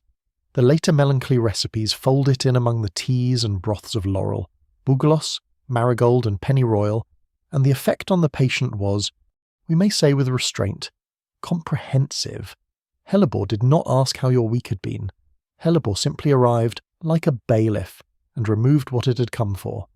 And there were leeches, the actual animals, which is where your physician's job title comes from, an overlap that has fooled almost everyone who ever heard it. In the later melancholy manuals you find horse leeches recommended, which sounds alarming and is in fact only a size classification. They are not for horses, nobody in the room is a horse. It simply means the big ones, and somebody decided that the most reassuring available word for the big ones was horse, and was presumably very pleased with himself. Historians still argue whether bloodletting across the entire 2,000-year span of its dominance ever actually helped a single patient with anything. A handful of possible exceptions so narrow they barely count, set against an ocean of people made weaker by the best medical minds of their age, working carefully, in good faith, with clean instruments and immaculate reasoning and completely the wrong model of the body. That is what stays with you, sitting there with your sleeve rolled and your arm bound. Nobody in this room is a fool. The leech is observant, methodical, unhurried, genuinely kind. He has done everything right. He has simply done it inside a theory that isn't true, which is a sentence you could probably write about somebody, somewhere, right now, with a laminated poster on the wall behind them. He picks up the bowl. He tells you, not unkindly, to eat something and sit in the sun, and that tomorrow you will speak of the last of the 6, the one, he says, that most physicians hurry past and which he believes might be the only one that ever mattered. Then he takes the bowl away, and you never do find out where it goes. The sun is out. It is the thin, honest, silver-white sun of an English spring, and you have been placed in it deliberately, on a bench against the south wall, because your physician has decided that the 6th non-natural begins now, and that it begins with you sitting still and being, if at all possible, cheerful. That is not a figure of speech. That is the prescription. The 6th non-natural goes by a beautiful Latin name, accidentia animae, the accidents of the soul, the passions, sometimes the perturbations, which is better still because it sounds like what it is, something dropped into water that was previously flat, joy, grief, anger, fear, hope, shame, love, dread. The whole weather system of being a person. And here is the part that makes medieval medicine suddenly, briefly, startlingly modern. They did not treat these as a separate category. They did not file the passions under philosophy or religion or things to discuss with a priest, ideally on someone else's schedule. They filed them under medicine. Right there in the list, 6th of 6, alongside air and food and sleep. Because the whole framework rested on a body-soul connection so tight the two are barely distinguishable. The accidens animae were understood as emotions originating in the soul and then visible in the body. That was the entire point of them. They showed. Fear made you pale because the blood had drawn inward toward the heart. Shame made you red because it had rushed the other way. Anger heated you. Grief cooled and dried you. Precisely the recipe for the heavy black bile melancholy everyone had been trying to shift out of you since you arrived. The soul was not sealed away behind glass. It leaked, constantly, into the pulse, into the skin, into the urine flask, into the way you held your shoulders on a bench in the sun. Which is why the regimina, the great health handbooks of the age, contain, in plain and slightly bossy Latin, medical advice that reads like something a friend would text you. Avoid anger. Avoid rage particularly. Do not let yourself be gripped by grief. Try to remain happy. Be cheerful. You are, at this point in your medieval residency, allowed to find this little rich. You did not travel 600 years to be told to cheer up. If cheering up had been on the table, you would have done it at home in a chair with the heating on. But the physician is not saying what you think he is saying. He is not telling you to feel better. He is telling you that your emotional state is a physical input with physical consequences, exactly like the air on the marsh or the second helping of pork, and that it is therefore his professional business to manage it, not yours. He is not handing you the job. He is taking the job. When he says be cheerful, what he means, translated properly, is, I am going to rearrange your entire life so that cheerfulness becomes the path of least resistance, because I consider your gloom a clinical finding and not a personal failing. That is a genuinely different thing. So the prescriptions get delightfully concrete. Sit in gardens, look at green things and running water. Keep the company of people who are pleasant and avoid the company of people who are not. Listen to music. Have conversation. Do not argue in the evening. Do not do business with a man who makes your jaw tighten. Move house, if the house is the problem. Change your friends if your friends are the problem. Laid end to end, it is an extremely aggressive lifestyle intervention delivered with a completely straight face, and there is not one word in it about willpower. Here is your quirky detail from the Salerno poem itself, in the form an Englishman named John Harrington gave it in English verse in the early 17th century. A couplet so good it outlived the theory that produced it. Use 3 physicians still, it says, first Dr. Quiet, next Dr. Merriman, and Dr. Diet. 3 doctors, rest, cheer, and food. That is the whole regimen tradition compressed into a line you could put on a fridge magnet. A rhyme, passed hand to hand, telling people their mood was a medical instrument and somebody ought to be playing it properly. Dr. Merriman, a named physician, on the roster, with, one assumes, his own bowl. Historians still argue whether the regimina's insistence on cheerfulness was a real therapeutic doctrine with teeth, or simply a well-mannered garnish. A bit of moralizing tacked onto the end of the list because it cost nothing and made the book longer. And the honest answer is probably that it depended entirely on which physician you got, which is also true today and which nobody enjoys hearing. But sit with the version that has teeth, because it is a strange and generous idea.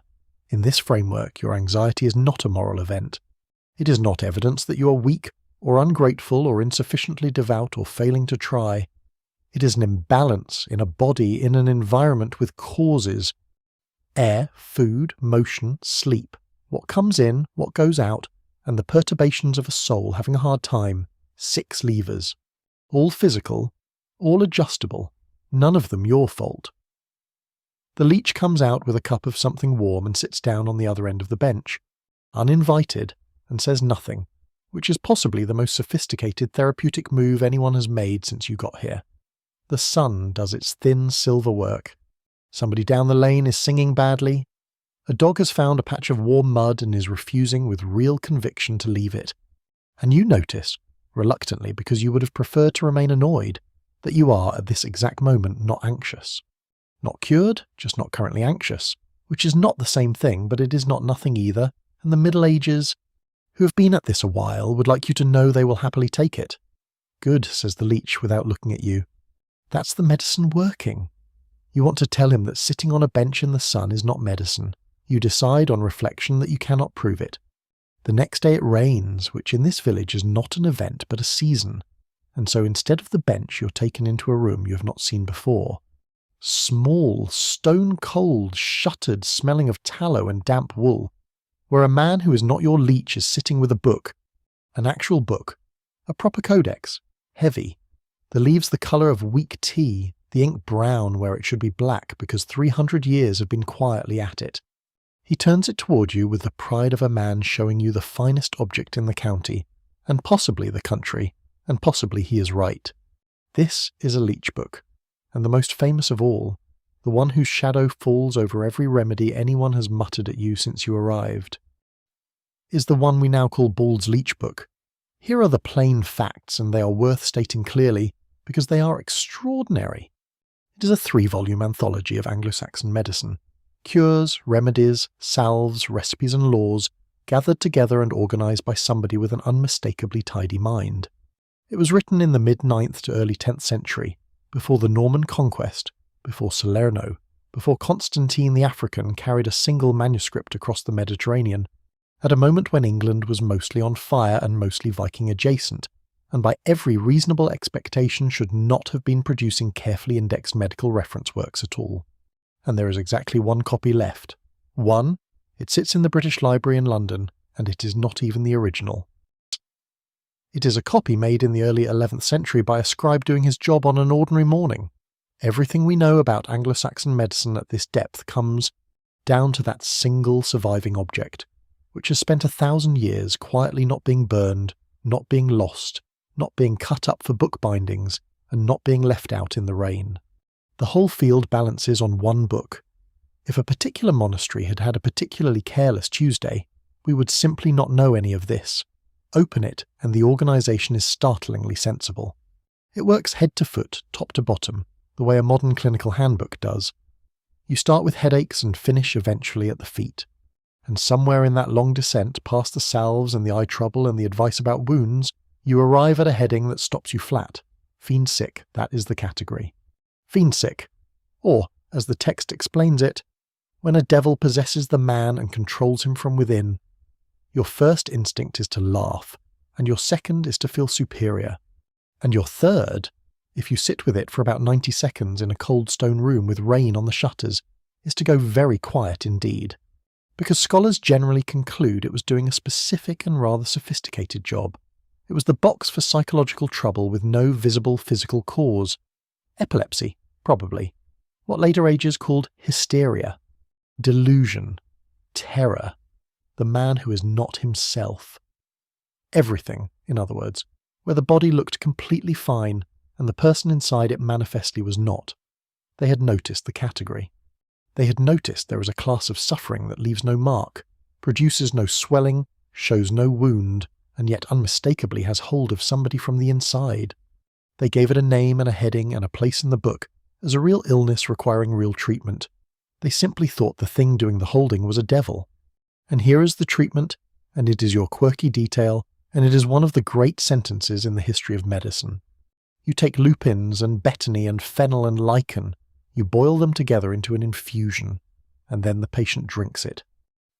Out of a church bell, not from a cup, not from a bowl, from a bell.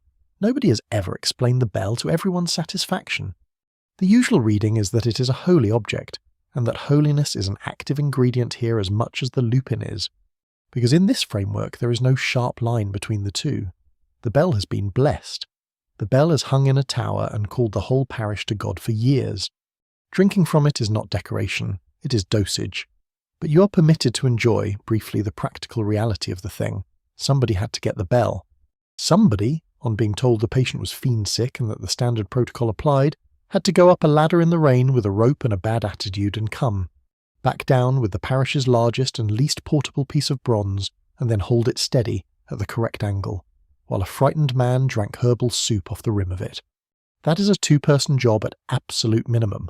That is somebody's entire afternoon. And the herbs are not random, which is the detail that ought to sober you up. Betony was the Anglo-Saxon cure-all for the head, and specifically for fright. Fennel turns up everywhere in the sadness literature, warming and lifting and settling the stomach. These are the same plants the whole European tradition kept reaching for when the trouble was in a person's mind. The Leech Book is not guessing wildly.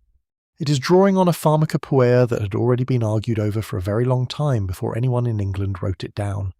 Historians still argue whether Ball's Leech Book is a genuinely independent English medical tradition, a homegrown body of knowledge, tested and refined in these islands. or essentially a well-organised scrapbook of Mediterranean learning that arrived with the church and picked up a local accent.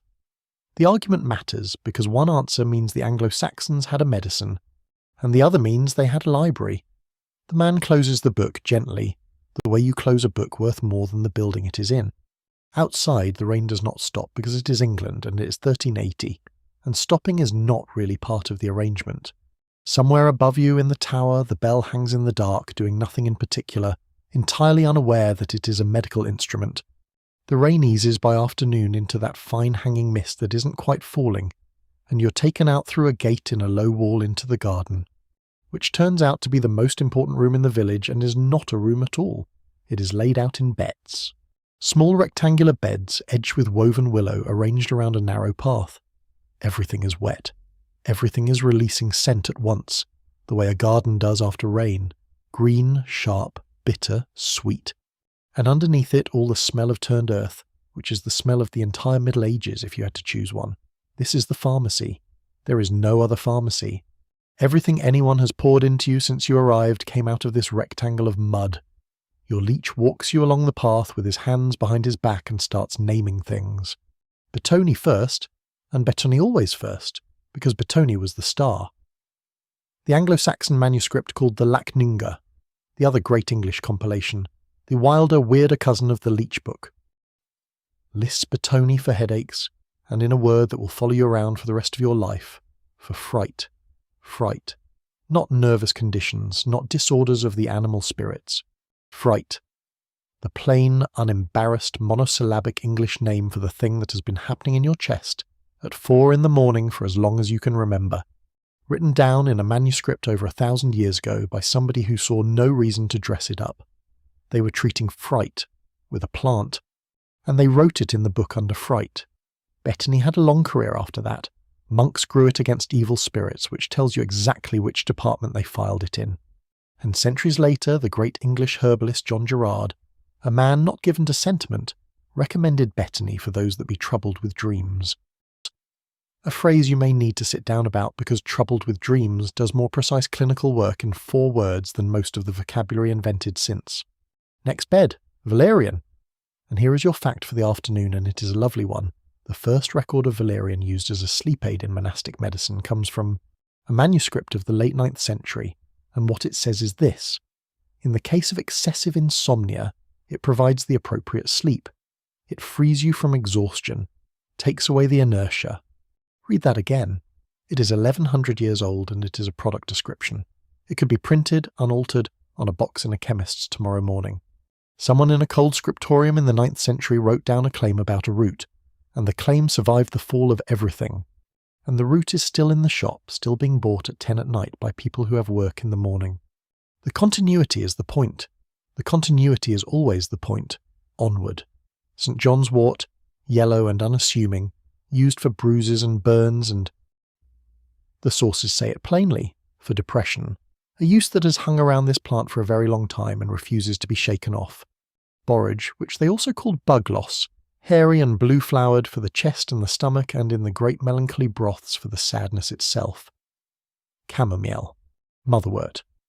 The whole soft battalion that the tradition credits, in a phrase your leech says aloud as though it were a specification and not poetry, with taming the spirit and calming the pain.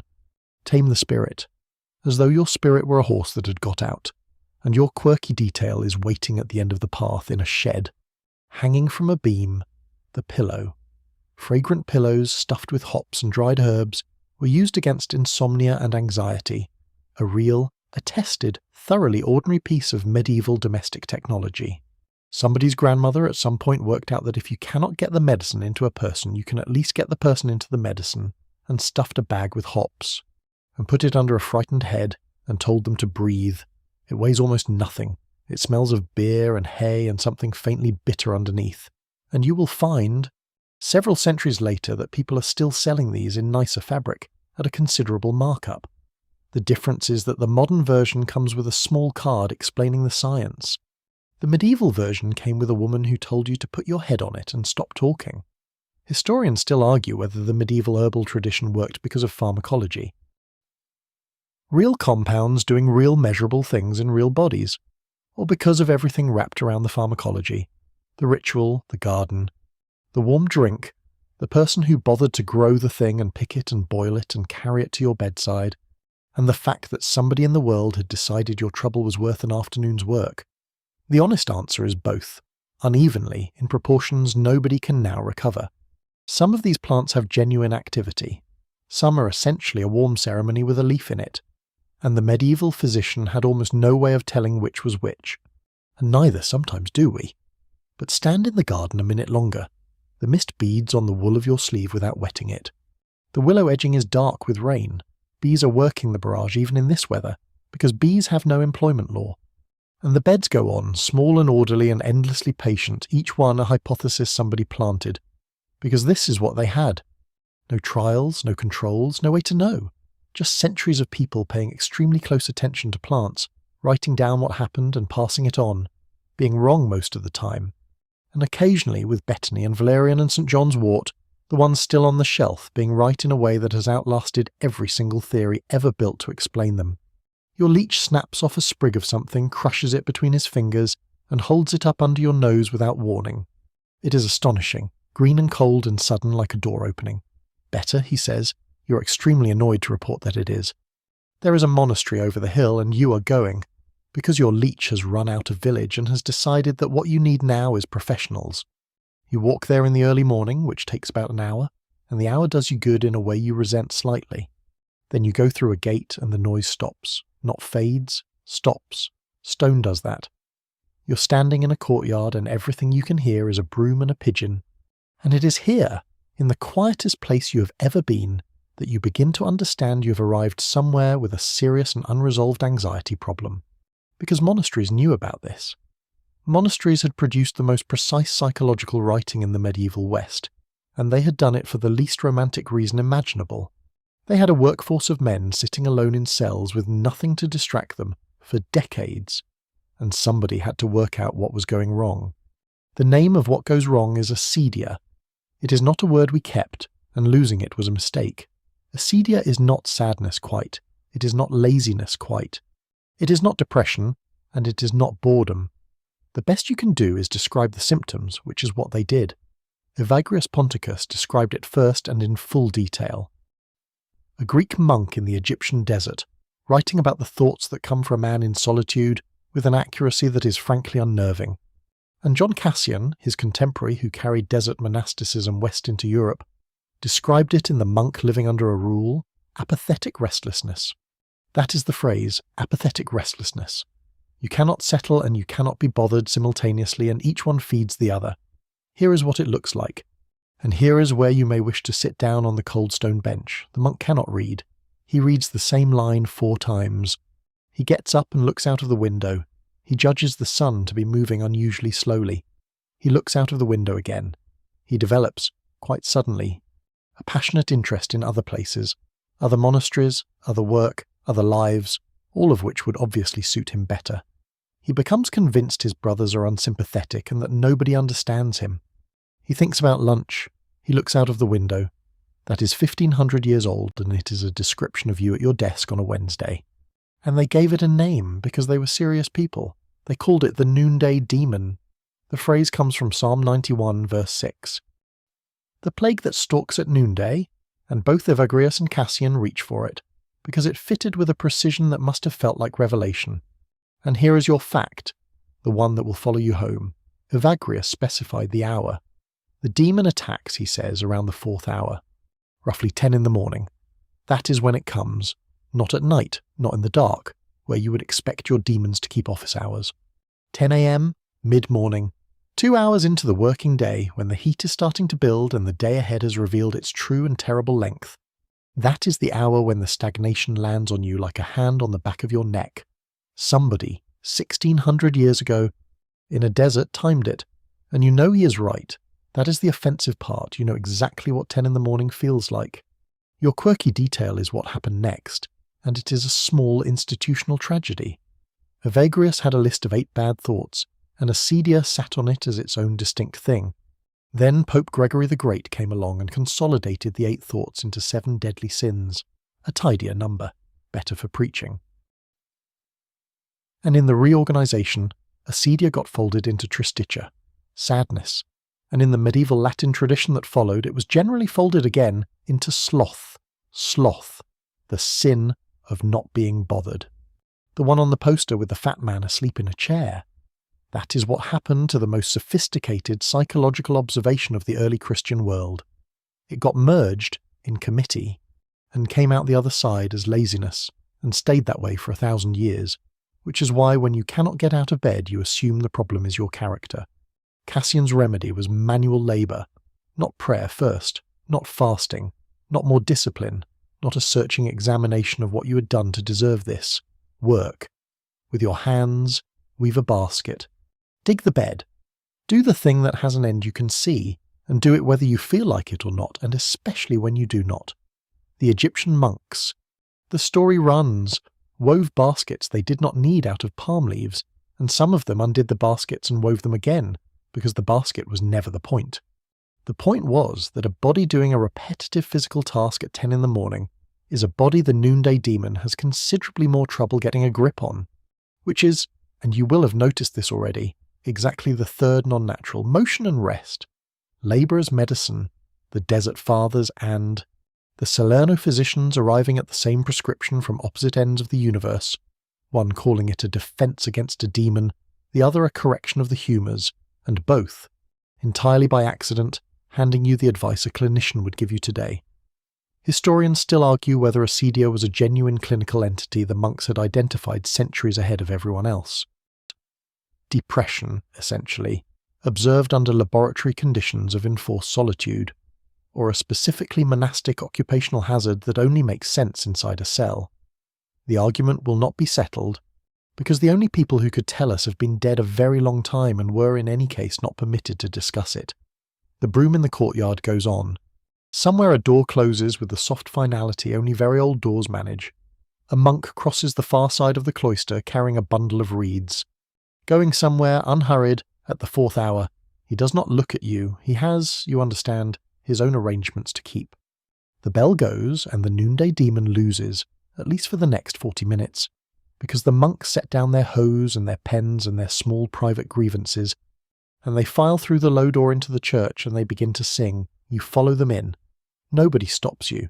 Nobody has stopped you all day, which you suspect has less to do with hospitality than with the fact that a stranger standing quietly at the back of a monastery looking faintly haunted is, to these men, simply a Tuesday. Inside, the cold arrives first. Stone cold is not an aggressive cold. It is a patient one. It has been here longer than you have and fully expects to still be here afterwards. And it settles against your shins with the unhurried confidence of something that has never once had to rush. Above you the roof beams disappear into a brown dark. Under your feet the flagstones are worn into shallow dishes, scooped out by generations of sandals walking the same 11 steps to the same 11 places. Because that is what this life is.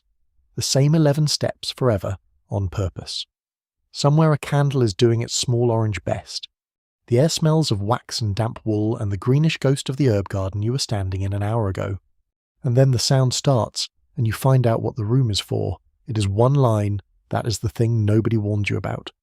No harmony, no chords, nothing underneath it holding it up. Just a single melodic line, unaccompanied, moving in slow steps like water finding its way down a hillside. Sung by a dozen or so men who are not trying to impress anyone, and have not, in some cases, tried to impress anyone since the reign of the previous king. It does not build. It does not drop.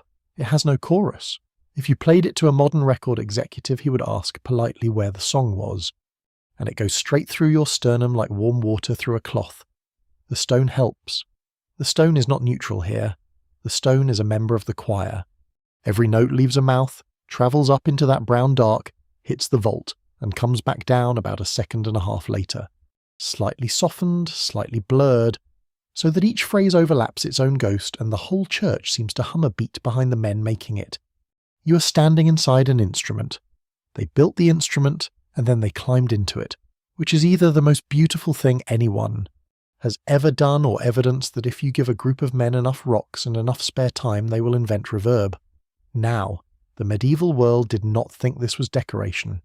It thought this was medicine. And it had a proof text, and the proof text is one of the oldest ideas in the file. In the first book of Samuel, King Saul is tormented, an evil spirit, a black mood, a darkness that comes and goes. And his servants fetch a young man named David, who is good with a harp, and David plays, and Saul is refreshed, and the tormenting thing withdraws. That story is the earliest and most cited precedent for therapeutic music in the whole Western tradition, and in the medieval period it was enormous.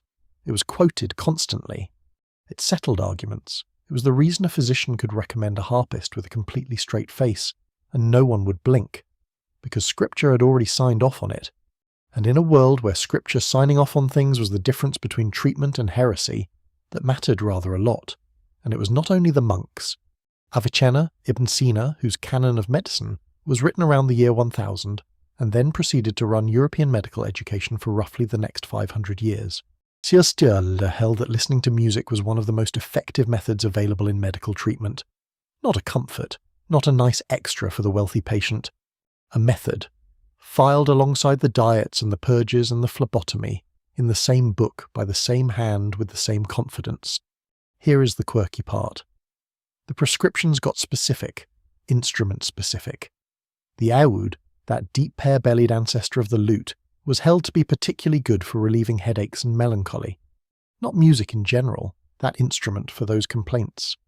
Which means that somewhere in the medieval medical imagination there existed the concept of prescription-strength lute, and a physician who might reasonably have told you that the harp was fine for general use, but your case really called for something with a bit more body. Harps, for what it's worth, turn up in healing practices across an improbable number of ancient civilizations, in places with no contact with each other and no way of comparing notes. Wherever you go, someone eventually works out that a plucked string does something to a nervous system. Historians still argue whether the monk singing in front of you understood any of the therapeutic effect they were producing, or whether the calm was simply a side effect, an accident of the architecture and the schedule, that they'd have been faintly embarrassed to be caught enjoying, since they were, after all, supposed to be praying rather than unwinding. But look at what the singing is doing to the men doing it. A chant phrase is long, longer than a spoken sentence, much longer than a breath you would take standing in a queue. To sing it you must take air in slowly and let it out over 10, 12, 16 seconds, controlled, unhurried, all the way to the bottom, and then do it again, and again, several times a day, every day for the rest of your life. A dozen men, breathing in unison, at a rate of about 6 breaths a minute, in a cold stone room, at exactly the hour the demon usually arrives. They thought they were fighting acedia with obedience. They were also, without meaning to, running the most reliable anxiety intervention in the building. On a timetable, and they never missed. The last note goes up into the dark and takes its time coming down. Nobody moves until it has. The chant fades, and the monks disperse into the afternoon, and one of them, older, ink on his fingers up to the second knuckle, the specific stoop of a man who has spent 40 years at a slightly too low desk, beckons you towards the library, which is not a library. It is a cupboard, a very good cupboard, chained shut, containing perhaps 30 books, which in 1380 makes this monastery roughly the intellectual equivalent of a research university with a generous endowment. He unchains it. He takes down a volume. He hands it to you with the mild reverence of a man handing over something that cost more than his horse. And you look at the spine, and the book is called De Melancholia. Right, sit down. This one has a story. Around the year 900, and hold on to that date, because it is nearly 500 years before the room you are standing in. A physician named Ishaq ibn Imran was working in Tunisia, in the Arabic-speaking medical world which at that moment was comfortably the most sophisticated on the planet. And he wrote a treatise on melancholy. Not a chapter, not a paragraph tucked into a general survey between the fevers and the fractures. A whole treatise devoted to the black mood, taking it seriously as a condition of a human being with a body and a history and a life, describing what it does to a person and what might be done about it. It was, by every measure that matters, a landmark. It was careful. It was observed. It was written by someone who had clearly sat with actual suffering people and paid attention, which sounds like a low bar until you notice how many medical authors across how many centuries have declined to clear it. Now, 170-odd years later, a man arrives at Salerno. Salerno you know already. The great medical school on the Italian coast. The faculty that produced the health poem you were made to memorize. The closest thing this world has to a teaching hospital with a gift shop. and in 1077 there arrives there a figure known to history as Constantine the African. He comes from Tunis. He comes carrying manuscripts, Arabic medical manuscripts, the accumulated work of that sophisticated tradition, packed up and hauled across the Mediterranean in what must have been the most valuable luggage of the 11th century, and which I like to imagine he watched like a hawk every single time the boat rocked. He becomes a monk at Monte Cassino, the great mountain-top abbey south of Rome, and there he does the work that makes him famous. He translates Arabic into Latin, book after book, year after year, in a stone room not unlike this one, and in doing so he opens a pipeline between the Islamic medical world and a Europe that had been, medically speaking, running on fumes and folklore and whatever fragments of Greek had survived by luck. He is one of the great transmitters. Whole libraries of knowledge cross a language barrier because one man sat down and did the sentences one at a time. You genuinely cannot overstate what that's worth. And among the things he translated was Ishaq ibn Imran's treatise on melancholy, which he rendered into Latin as De Melancholia, and then he presented it as his own original work. Yes, take a moment. The founding text of European psychiatry, the book you're currently holding, the book chained to that cupboard, the book this monastery would sell a field to replace, is a translation with the byline quietly filed off. Constantine has been accused of plagiarism ever since, and the accusation is not really in dispute.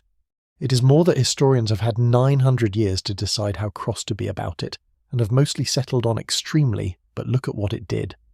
Because here is what it did. De Melancholia went on to become the primary European reference for the treatment of mood disorders for over 5 centuries. 5 centuries. It shaped medicine, it shaped philosophy, it shaped theology, and it was still circulating in the 17th century, which means that a physician in the age of telescopes and Shakespeare was reaching for a book that had been written in Arabic in North Africa before England had a Norman on the throne. Every consultation you have had since you arrived here, the leech with his urine flask, the talk of black bile, the cold and dry, the warming foods, the whole apparatus, traces back up the river to a man in Tunisia around the year 900 whose name almost nobody in this room could tell you, which is, when you sit with it, the single most medieval thing that has happened to you all day. The most influential mental health text in European history spent half a millennium in print under the wrong name, and the correction has taken longer to arrive than the original took to write.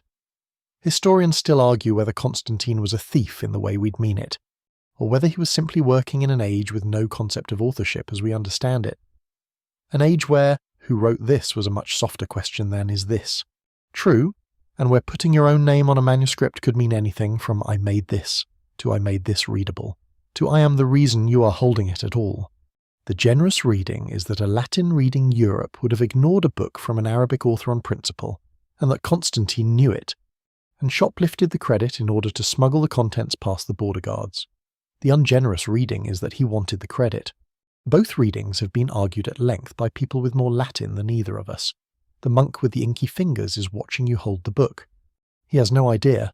To him this is simply the authority, the one you check, the one you quote, the one that settles the argument. If you told him the true author's name, he would look at you the way you'd look at someone claiming your dictionary was ghost-written. You give it back.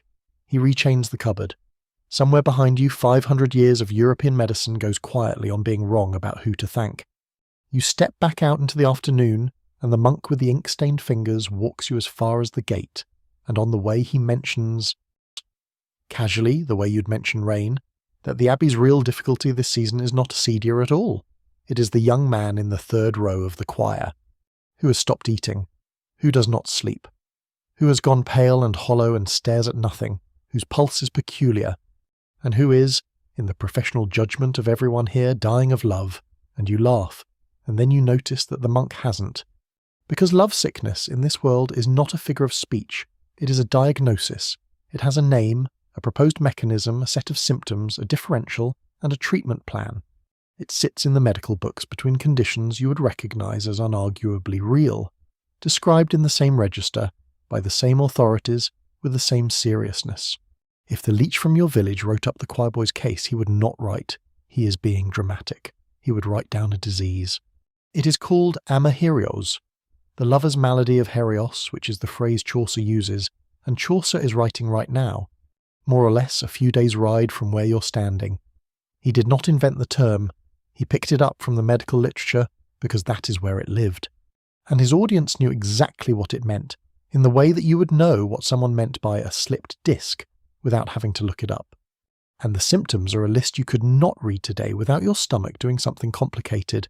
Sleeplessness, loss of appetite, weight falling off, sunken eyes, a face that goes pale and then flushed for no reason a bystander can see, wild swings between elation and despair, an inability to think about anything else, a mind that has narrowed to a single point and will not widen, that returns and returns and returns to one face, one memory, one imagined conversation, running it again and again like a man worrying a loose tooth. Fixation, intrusion, rumination, insomnia, anhedonia in everything that isn't the one thing. You have seen that list before. You have possibly at some low point been that list. The medieval physician looked at all of it and, being a good Galenist, being a man whose entire training says that the mind is not a separate department from the body, did not conclude, this is an emotional problem. He concluded, this is an illness of the brain with a physical cause that happens to be about a person, which is wrong in the details and startlingly close to right in the shape. Constantine the African, yes, him again, our friend with the flexible attitude to attribution. He is part of this story too, because alongside De Melancholia he also produced a text called De Coitu, and between the two of them his work fed directly into how the medieval world understood desire as a medical event. Both texts influenced Chaucer, which means that the poet who gave the English language its first great cast of characters was, in part, working from a translated Arabic medical library by way of a monk on a mountain who kept forgetting to credit people. The English literary tradition has a slightly complicated paper trail, is what I'm saying, and everybody involved would prefer we moved on. Here is the quirky bit, and it is my favourite piece of clinical theatre in the entire Middle Ages. Avicenna is associated with the pulse diagnosis of lovesickness. The method is this. You take the patient's wrist, you settle your thumb on the pulse, and then you begin, conversationally, to talk. About the streets of the town, the households in it, the families, the daughters, the sons, reciting names one after another, watching nothing, apparently just chatting. And under your thumb the pulse trots along, steady, steady, steady, and then you say one particular name and the pulse jumps like a startled cat, and you keep talking. And you circle back and you say it again and it jumps again, and you let go of the wrist and you tell the patient who they are in love with. I want to be clear about how good that is. That is a lie detector. That is the galvanic skin response with 11 centuries head start. That is a physician using an involuntary physical signal to read a psychological state the patient is actively concealing, sometimes concealing from themselves. And it works, mechanically, for real reasons, and the man doing it thought he was measuring the balance of the humours.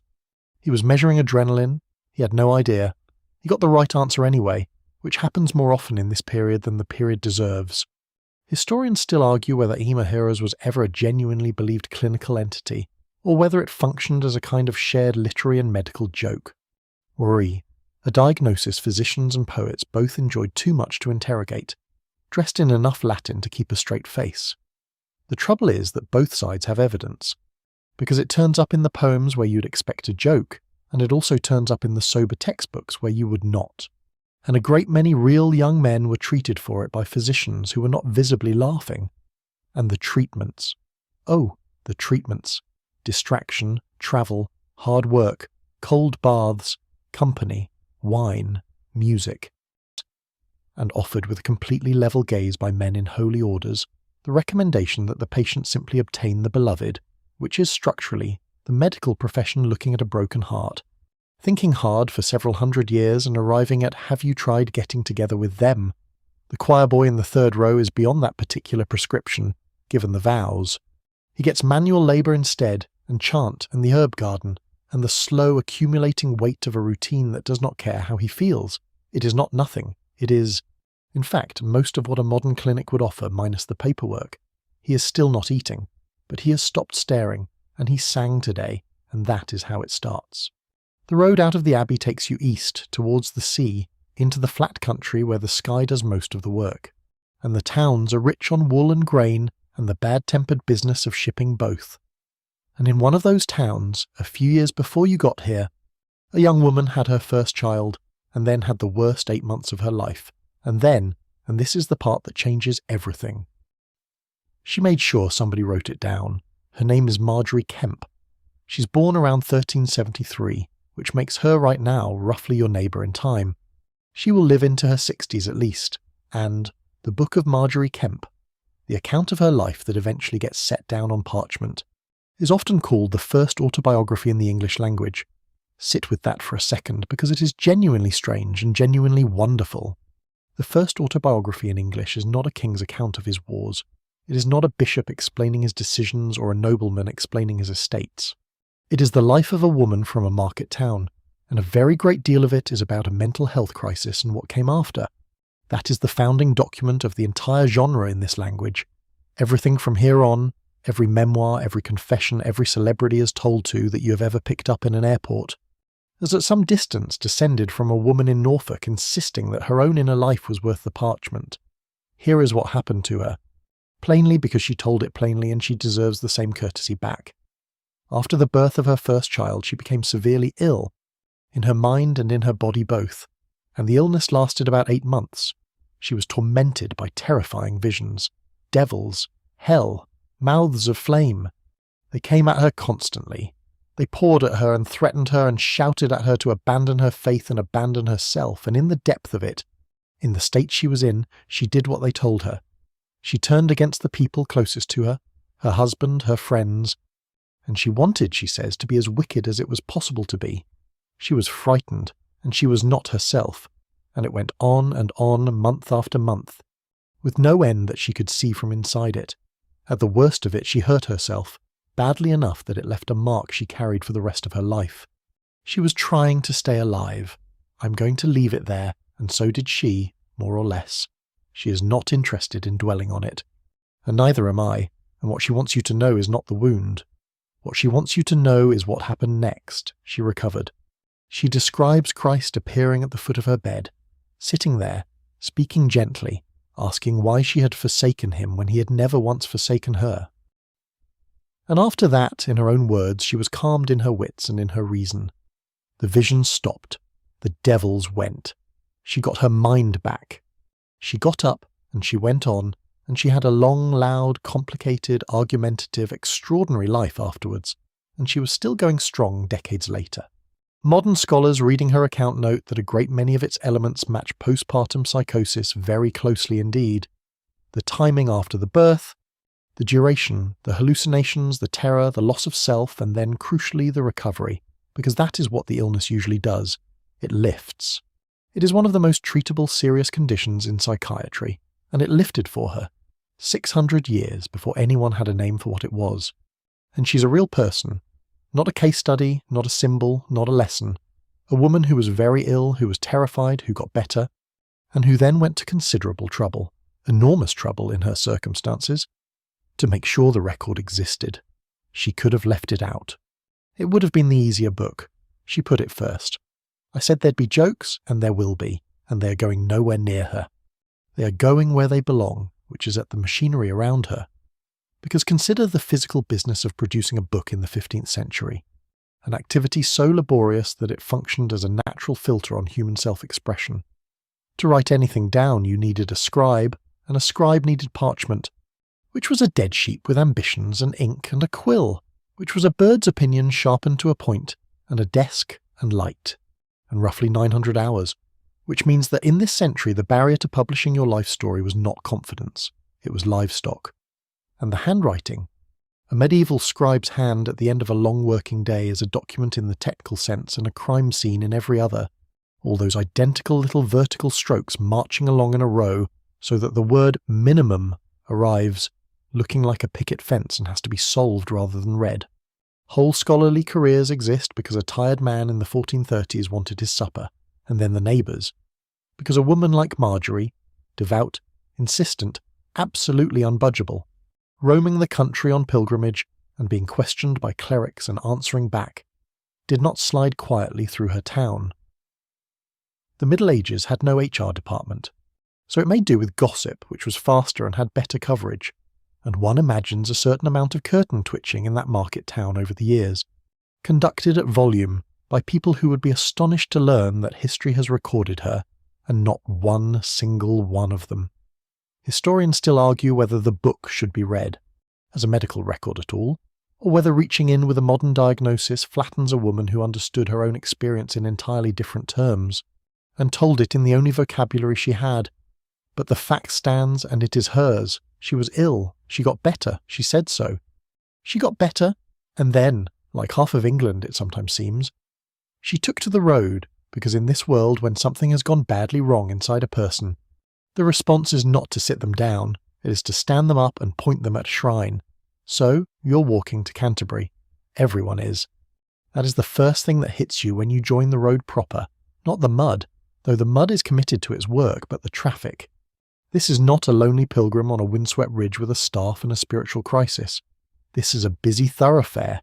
There are families, there are carts. There are men with professional-grade boots who have clearly done this a dozen times and know exactly which inn does not water the ale. There are people singing badly. There is a small dog with no visible owner and total confidence. The whole of English society is out here in a long, straggling column, heading for the shrine of Thomas Becket, the Archbishop murdered in his own cathedral, whose tomb has become the most popular destination in the country for anyone who wants something fixed. And Chaucer, writing at this very moment, possibly this very year, puts his pilgrims on exactly this road and hands us the best snapshot of it anyone ever managed. Which brings us to the quirky part, and it is quirky because of what it reveals. In the Canterbury Tales, the pilgrims fall in with an innkeeper who proposes a competition. Each of them will tell tales along the way, and whoever tells the best one gets a free supper, paid for by everyone else on the way home. That's the frame. The single most famous work in Middle English is structured around a group of strangers agreeing to entertain each other on a long walk in exchange for dinner, which tells you precisely what pilgrimage actually was. It was devotional, yes, sincerely and completely. It was also a party with a spiritual excuse and a very long queue at the end. Now watch what the road does to you, because it is worth watching. You are walking 6, 8, sometimes 12 miles a day at the speed of the slowest person in the group for days on end. That's non-natural number 3, motion and rest, and here it comes in a dose no physician would dare prescribe directly. Nobody in a consulting room ever says, right, I want you to walk to another county, but the road prescribes it without asking. And you take it because the alternative is standing still in a field in Kent. You're outside all day in changing air. Non-natural number 1, and the regimen was obsessed with air, and out here you get whole hillsides of it, moving, cool, smelling of hedge and rain and horse. You're eating whatever the inn has and sleeping whenever the light goes, which drags your food and your sleep, non-naturals 2 and 4, back onto the oldest schedule there is, the one where the sun makes the decisions. You'll go down not long after dusk, wake in the small hours for the watch, lie there listening to 11 strangers breathe, and go down again for your second sleep, and nobody will find any of this remarkable, and you are talking, constantly, to people you would never have met, about things you would never otherwise have discussed, because a person walking beside you for 9 hours will eventually tell you something true. That's simply physics. And because there is no eye contact on a road, only the horizon, which is the exact condition under which human beings have always found it easiest to say the hard thing. You are in company, you are in story, you are being distracted gently for a fortnight, and you have a destination. That one might be the biggest of all. You're not just moving, you're moving towards. There is a thing at the end, a real thing made of stone, that you will arrive at on a specific day. And until then, every step is a step you can count. When your life has come apart, the gift of a task with an endpoint. A clear, physical, achievable endpoint that is not get better, not feel differently, just reach that building, is very hard to overstate. Motion, air, sunlight, rhythm, company, purpose, narrative, a goal with a finish line. Read that list back and tell me what a clinician today would take off it. The medieval world built that machine to save your soul, and it accidentally built the best mental health intervention it had. And I do mean accidentally. Nobody drew this up. It emerged, the way roads do, out of a few centuries of people wanting the same thing and wearing a path to it. Historians still argue whether the medieval pilgrim was chiefly a devout supplicant or essentially a tourist with better excuses, and the honest answer seems to be, that most of them managed both at once without noticing any tension, which is a talent we have somewhat lost. Was there a downside? There were downsides. It cost money you probably didn't have. It was genuinely dangerous. The relics you walked 300 miles to see were, in a statistically significant number of cases, a bit of a cow. There were enough fragments of the True Cross circulating in Europe to re-roof a barn, and every single one had a certificate. And every certificate had a seal, and the seal was doing a lot of heavy lifting, but you'd feel better. That is the thing. You would genuinely, measurably feel better, and you'd come home with a lead badge pinned to your hat, announcing where you'd been, which is history's earliest and most honest holiday photograph. No filter, no caption, just a small grey lump that says I went. The column moves. Someone up ahead starts a song that is definitely not a hymn. The mud takes your boot and returns it, reluctantly, with interest. Kent goes on and on in the way of Kent, and the cathedral is still 4 days away. And for the first time since you arrived in this century, nobody's trying to cure you of anything. They're just walking. So are you. The road keeps going is the thing. You had assumed the shrine was the destination because everyone on the track said so, but a road is really just a rumour that travels in both directions, and the same restless instinct that pushed you toward one saint's bones will, if the trouble in your head declines to lift, quietly push you toward another's. So you go east. You cross grey water in a boat that smells of wet wool and other people's breakfasts. And you come ashore in Flanders, in a country so flat it feels less like a landscape and more like a wide, patient argument for the horizon. Wind, sedge, drainage ditches lying in the fields like dropped ribbons. You walk until the reeds give up and the ground turns to sandy heath, scrubbed over with heather and pine, and then you're standing at the edge of a small town in the Campine, and the town is called Giel. And everything you think you have learned about how this world handles a mind in trouble is about to be gently, thoroughly dismantled. Here is the story they tell you, and they tell it the way you tell a story you have told 10,000 times, which is to say badly and with great feeling. There was a princess, they say, Irish, 7th century. Her name was Dymphna. Her mother was a Christian and her father was not. And when the mother died, the father went mad with grief. Properly mad, the kind that hollows a man out and leaves something wearing his face. And in that madness he looked at his daughter, who resembled his wife, and demanded that she marry him. She refused. She ran. She crossed the sea and hid herself in the marshy flatlands of Flanders, in exactly this landscape, among exactly these reeds. He tracked her here, to Giel. He asked again. She refused again, and he beheaded her on this ground under this enormous grey sky. That is the founding story of the kindest place in medieval Europe, and I want you to sit with the shape of it for a moment, because the shape is the strangest thing in this whole story. The patron saint of the mentally afflicted was created by an act of madness. The whole thing turns on a man who lost his mind and destroyed the person nearest to him, and the town that grew up around her memory decided, apparently on its own, that the correct response to that story was not to lock such men away but to make them lunch. Somewhere in there is a moral, and I'm not going to spoil it by saying it out loud. The dates are real and they are documented.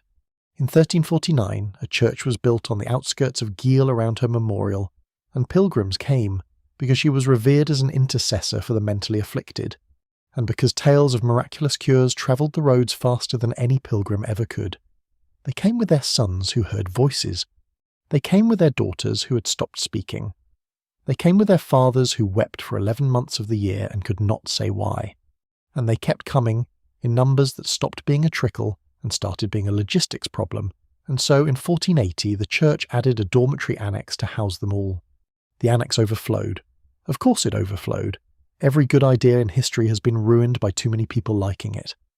And what happened next is the part that makes Giel. The families, having made the long walk and waited their turn and prayed at the shrine and seen no thunderbolt, sometimes went home and left their uncured relative behind. Not out of cruelty necessarily, out of exhaustion and hope and the entirely human suspicion that the saint might yet get round to it. So there they were. A dormitory that was full, a churchyard with people in it who had nowhere to go, and a town of farmers standing around looking at the situation. And the townspeople took them in, not as patients, as boarders. That is the word, and it is a completely ordinary word, and that is precisely why it matters. You do not have a diagnosis in Giel. You have a bed and a place at the table and in all likelihood a job. Many of the residents were farmers, and a farm in the Campine in any century is a grinding negotiation with sand and weather in which an extra pair of hands is worth more than sympathy. The boarders offered labour. In return, they got stable housing and family life. It was mutually beneficial. Nobody in Giel is going to ask you to describe your childhood.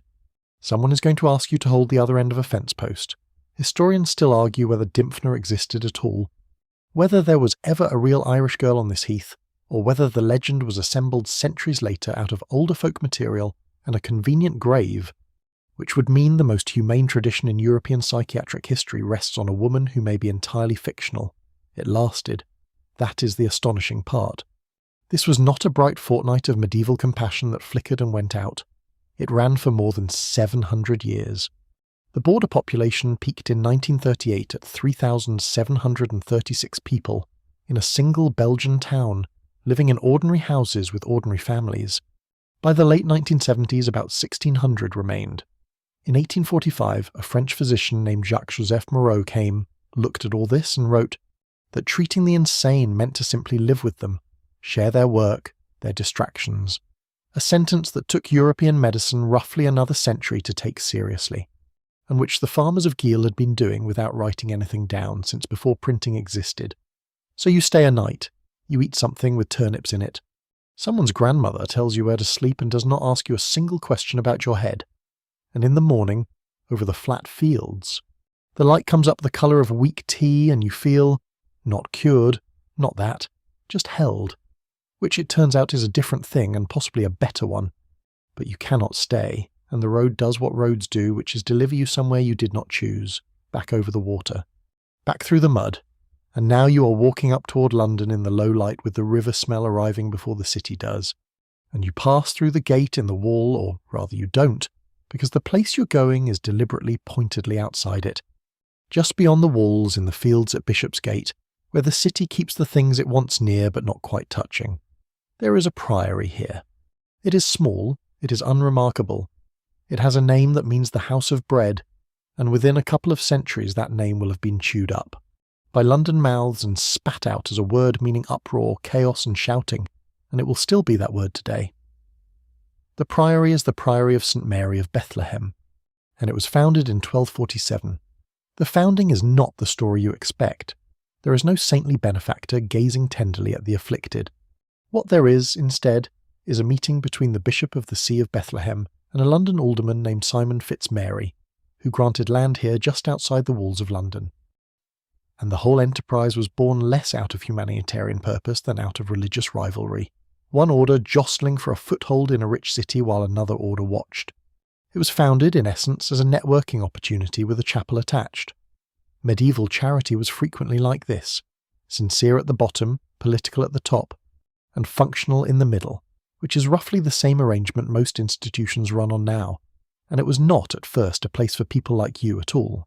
You have to unlearn the word before you can understand the building. A medieval hospital is not a hospital. It is a hospitality, the same root, the same idea. Across Europe, these places served as leper communes, as almshouses for the old and destitute, as hostels for travellers, as infirmaries for the sick poor. Bethlehem was meant to be a hostel, a temporary home for travelling persons of the order, a bed and a fire and a roof for a churchman a long way from anywhere, somewhere to sleep. That was the whole plan. Then the drift began, and nobody appears to have decided it. That is the eerie thing about this place. There is no charter, no founding vision, no moment where a man in a good hat announces a new specialism. There is just, in 1403, a record noting the presence of a small number of insane patients, 6 of them, in a house meant for pilgrims, and that small, unremarkable line is the first flicker of the transition.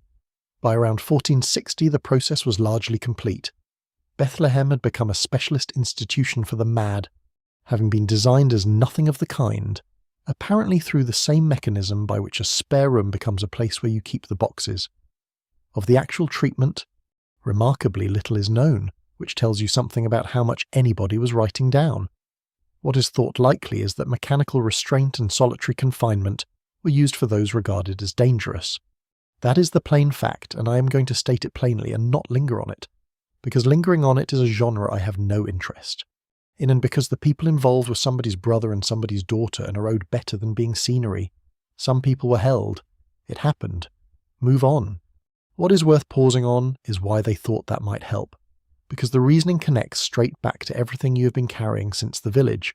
Medieval physicians believed mental illness existed in the body, not the mind, that it was a physical disorder of a physical thing, a matter of substances gone wrong in a warm, dark interior, and that it could therefore be driven out through rigorous activity. Movement, effort, sweat. Make the body work and the trouble will be shaken loose from it like dust from a rug, which is, and I want to be careful here, not entirely stupid. It is the same instinct that put Cassian's monk behind a hoe, and the same instinct that has a doctor in your own century telling you to try walking for 30 minutes a day. The instinct was sound. The building around it was not. Historians still argue whether Bethlehem's slide from pilgrim hostel to madhouse was a deliberate policy that simply went unrecorded, or pure institutional accident, a house that took in a handful of people nobody else would take, and then took in a few more, and woke up 1 century later having become the thing it is remembered as. And then there is the word, which is the quirk, and which I love in the exasperated way you love a pun someone else made. From the 14th century, the place was known colloquially as Bedlehem, then Bedlam, then Bedlam. Watch that happen. Watch a holy Judean town name get worn smooth by London tongues in a hurry, like a step worn hollow by boots, until the sacred syllables collapse into 2 blunt ones, and then watch those 2 blunt syllables detach from the building entirely and go wandering off into the language as a common noun. Your kitchen at Christmas is Bedlam. The school run is Bedlam, a word that began as the birthplace of a god ended as a synonym for a shouting match, by way of a small hostel in a field, and nobody planned a single step of it. You do not go in. There is nothing here for you tonight but a low wall and a gate and a light in an upper window, and the honest truth that this is the fork in the road. That the same century which built Geel also built this, that the same species which offered you a fence post to hold, in Flanders is capable of offering you a lock instead, and that the difference between the two was never the medicine, it was the neighbours. So you turn, you walk back down toward the river where the fog is doing its slow work, and you carry the word with you. And carrying it you drift, the way you drift towards sleep, the way a thought drifts across a still room, south and forward, out of the fog and the fields into a century with better windows. Because something has changed in Europe while you were walking. There is glass now. Not the thick green disc in a church, not the coloured saints, but glass as a thing a rich man owns. Clear, sudden, gleaming, blown thin as a held breath by artisans who have learned tricks their grandfathers would have called magic. Glass in a cabinet. Glass in a hand. A goblet so fine you can see the wine through the wall of it and the light through the wine. It is new, it is fashionable, it is expensive. And it is the single most fragile object anybody has ever been proud of, and that is when people begin to believe they are made of it. You will meet them in the records and you will feel the floor tilt. Men and women across Europe, holding the fixed and unshakable conviction that their body, or some particular part of it, the head, an arm, in more than one documented case the buttocks, is made of glass and will shatter at the slightest impact. Not a metaphor, not a poetic flourish. A belief held with total sincerity that walking across a room is a survivable event only if performed with enormous care, and that another person's careless embrace could end you in a sound like a dropped bottle. You already know the most famous sufferer because you started this journey with him. The king in the forest near Le Mans, the one who drew on his own nights, Charles VI of France, whose long unravelling did not stop with that hot August morning. He came in time to believe he was glass. He had his clothing reinforced so that he would not break. He refused to let his courtiers near him, lest they knock against him and shatter him, and I want you to hold that image properly rather than laughing at it. A king in padded garments, standing very still in the middle of a room full of people who love him, unable to let a single one of them close. There are people in your own century who would recognise that feeling instantly and have no word for it either. The glass delusion was prominent in Europe from roughly 1440 to 1680, and it was a regularly recorded condition, particularly across the 15th to 17th centuries. Physicians described it, philosophers puzzled over it, writers put it in stories, and it appears often enough and consistently enough that it cannot be dismissed as a handful of eccentrics. It arrived with the glass, It flourished with the glass, and then it faded. As glass became ordinary, and today a psychiatrist may go a whole career without seeing a case, here is the quirk, and it is the most quietly devastating fact in this entire script. Before glass became fashionable, sufferers in the classical and medieval eras believed their bodies were made of earthenware, pottery, fired clay, the same delusion, the same terror, the same unbearable conviction of imminent breakage, wearing whatever the age happened to be proud of. The mind reached for the most precious brittle thing in the room and said, that is what I am. When the most precious brittle thing was a clay pot, people were clay pots. When it became Venetian crystal, people became crystal. Which means the delusion was never really about glass. It was about being fragile in a world that handles you roughly and needing an object to say so with, because there was no other vocabulary available. And before you get too comfortable up here in the future, consider what your own age hands its frightened people. We say we are drained, we say we are running on empty, we say we have no bandwidth, and we need to recharge, and we are burnt out, and we crashed. Every one of those is a machine. We have simply swapped the kiln for the battery, and in 600 years someone will find that absolutely hysterical, and they will be wrong too. Historians still argue whether the glass delusion was a genuine, distinct clinical phenomenon that genuinely swept Europe for 2 centuries, or whether it was substantially a literary and courtly trope. A story so good that it got copied from physician to physician and text to text, gathering cases the way a rumour gathers detail, until it appeared far more common than it ever truly was. Both possibilities are interesting and neither is funny, so let me tell you the thing I actually find remarkable. The medieval and early modern response to a person who believed they were glass was not, on the whole, contempt. It was, quite often, argument. Clever, patient, faintly absurd argument. Physicians reasoned with them. They constructed demonstrations. There are stories, some probably improved in the telling, of doctors striking the sufferer gently to prove the flesh held, of persuading a man convinced he was a lamp to be carried carefully to bed. It is a strange kind of respect, the assumption that the belief is a mistaken proposition rather than a defect in the person, and that a mistaken proposition might be answered. They were wrong about the mechanism, comprehensively, and they still managed to treat the sufferer as somebody who might be talked with rather than something to be managed. That is not nothing. That is the whole difference between Giel and the gate at Bishopsgate showing up again in a quieter form, so picture him one last time. The king, in his padded clothes, in a bright room, in the middle of the 15th century's finest furniture, holding himself very carefully still. He is not a joke. He is a man who has learned that the world is full of edges, and has found the only available way to say so, and the tragedy is, not that he thought he was glass, it is that everyone around him could see he was not, and nobody could think of a way to tell him that he would believe. So, the lamps are low, the road is behind you, and it is time to settle the account. You have walked a long way through a system that took you seriously, and it owes you an honest reckoning, so here it is, both columns, no flinching. Start with what they got catastrophically wrong, and start with the biggest one, because it is a doozy. Black bile does not exist. It is not rare. It is not hard to find. It is not a subtle fluid that eluded their instruments. There is no such substance, there never was, and the entire elegant edifice, the cold and dry temperament, the melancholic disposition, the dark factory under your ribs, the whole diagnosis of your character, was built on a fluid that has never once been observed by anybody, anywhere.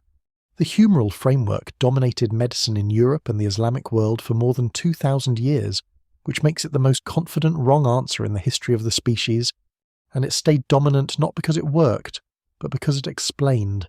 It could account for anything.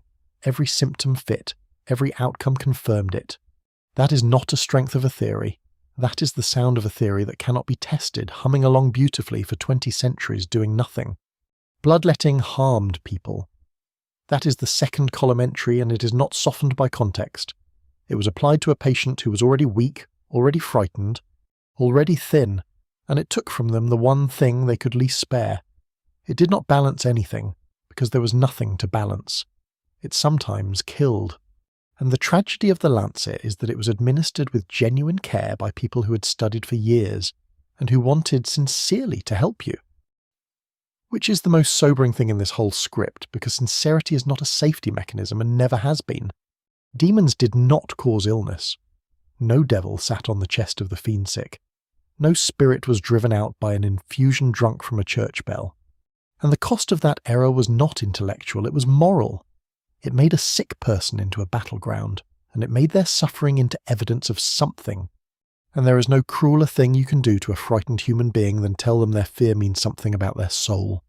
And some people were confined, held, restrained, kept in a room outside the walls because nobody had a better idea and the city preferred not to look. That is real, and it stands in the ledger and no amount of fennel puts it right. Now the other column, and I want you to give it the same attention, because the temptation to stop at the leeches and feel superior is enormous, and it is lazy, and it will cost you something true. They knew your mind lives in a body, not metaphorically, not as a wellness slogan, as the foundational load-bearing assumption of the entire system, that what happens in your head is happening in your flesh, that it is physical, that it is subject to sleep and food and weather and light, and that a person who cannot stop crying is not having a spiritual failure, but is having something in their substance go wrong. They were wrong about which substance. They were completely right about the category. Your own century spent an embarrassing stretch of the 20th insisting the mind was a sealed room with its own rules, and has spent the 21st sheepishly walking that back, and the walk back is, essentially, a return to the Middle Ages with better instruments and worse poetry. They knew there were levers. 6 of them.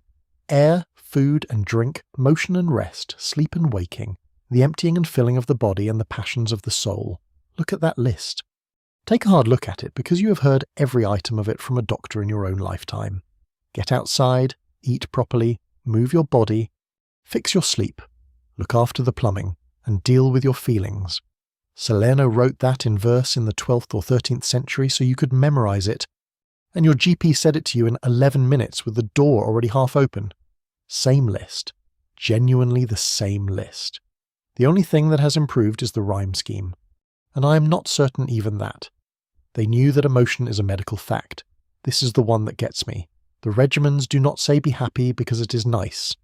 They advise avoiding anger and rage and trying to stay cheerful as a matter of treatment, alongside the diet and the exercise, in the same voice with the same authority.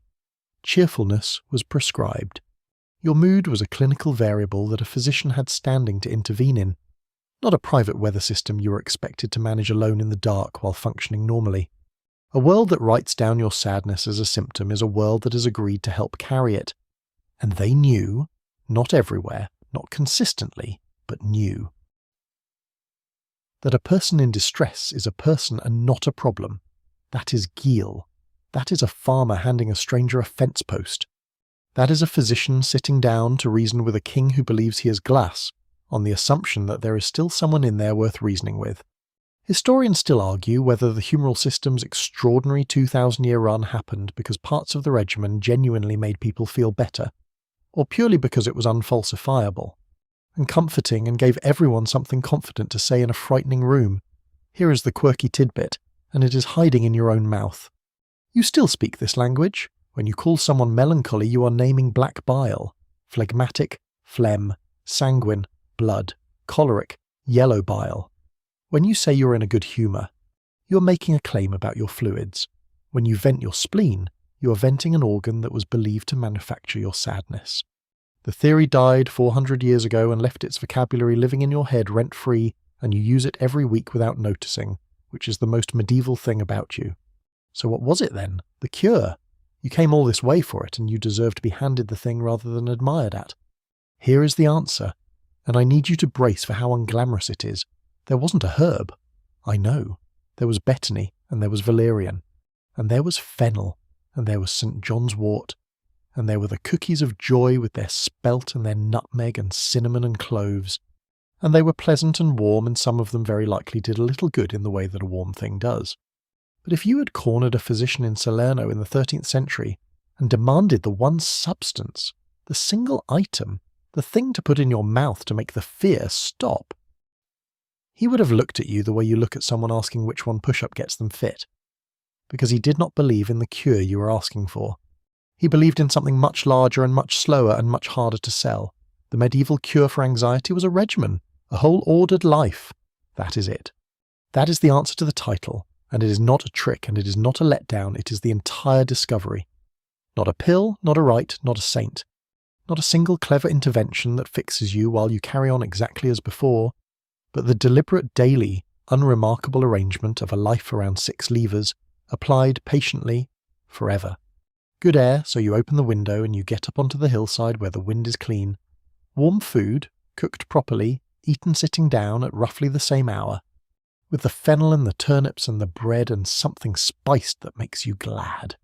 Work for your hands, Cassian's hoe, the fence post in Geel, the sheer animal relief of a body that has been used for something and has the ache to prove it. A walk, because the road does what the road does, and it has been doing it since long before anybody could explain why. A fixed hour for sleep, held to like a rule of the house, down soon after dusk, the first sleep.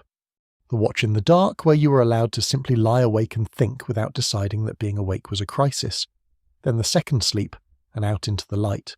Music, because David took up his harp for Saul and Europe never forgot it. Company, a table, a neighbour, a saint's day, a person who knows what you looked like at 14.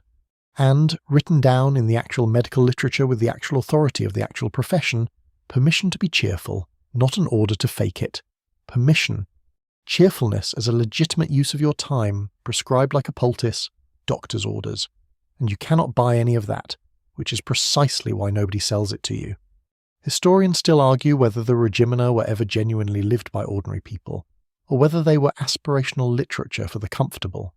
A medieval wellness column, read admiringly on a full stomach and then set down and never opened again. Probably both, honestly, in the way that good advice has always been both. Notice what the list refuses to do. It does not ask you to have insight. It does not require you to find the reason, or excavate the childhood, or produce a coherent account of why the fear arrived. It does not require you to be interesting about it. It just asks you to eat, move, sleep, sing, and sit down with people, on a schedule, whether or not you feel like it, and it assumes, with a kind of blunt medieval confidence that I've come to find quite moving, that a mind is a thing that lives in a body, and a body that is warm and fed and tired and walked and slept and spoken to is a body that gives its mind a fighting chance. They wrapped this in a fluid that does not exist. They defended it with a lancet that made things worse. They got the mechanism spectacularly, historically wrong. And underneath all of that, the advice was, order your day, tend your body, and do not be alone. 600 years of medical progress, a couple of revolutions, one enlightenment, several 100,000 studies, and here is your clinician in the present, leaning back and telling you, with genuine warmth and slightly less rhyme. Get outside, eat something proper, move a bit every day, protect your sleep, put some music on and see your friends. They were not stupid. They were early. And the shape of the thing they found by candlelight, guessing at everything, is very close to the shape we keep rediscovering with all the lights on. So take it. It is yours, it is free, it is 1,000 years old, and it never needed a subscription. Not one heroic act. 100 small ordinary ones repeated in an order, in a life you're allowed to build slowly. That is the medieval cure for anxiety. It was never a herb. It was a day, done well, and then another one. And now we let all of it go. Put the road down. Put the sentry down. You do not need to carry it. The village is quiet. The fire has gone to embers, low and orange, breathing in the dark. Outside, the air is cool and clean and moving gently over the fields. There is nothing left to work out tonight. Nothing to fix. Nothing to decide. The bell will not ring for hours. You are warm. You are fed. You have walked a long way today. Let your shoulders come down. Let your hands open. The thatch is close above you and it smells of dust and summer. Somewhere a dog turns over and settles. The sky is going deeper and deeper, and the last light is leaving the top of the hill. Breathe out. You do not have to be anywhere. This is the first sleep. This is the hour they built for you, the long soft one before the watch. Nobody's waiting on you. Nobody needs anything. The world will keep turning without your help until morning. Let the day go. It was enough. Let the fear go. It does not have to come to bed with you. It can stay out in the cold field, quiet, small, far away, soft now. Rest your eyes, rest your jaw, rest your hands. The fire is warm, the night is long, you are safe. Sleep. End of script. Sweet dreams.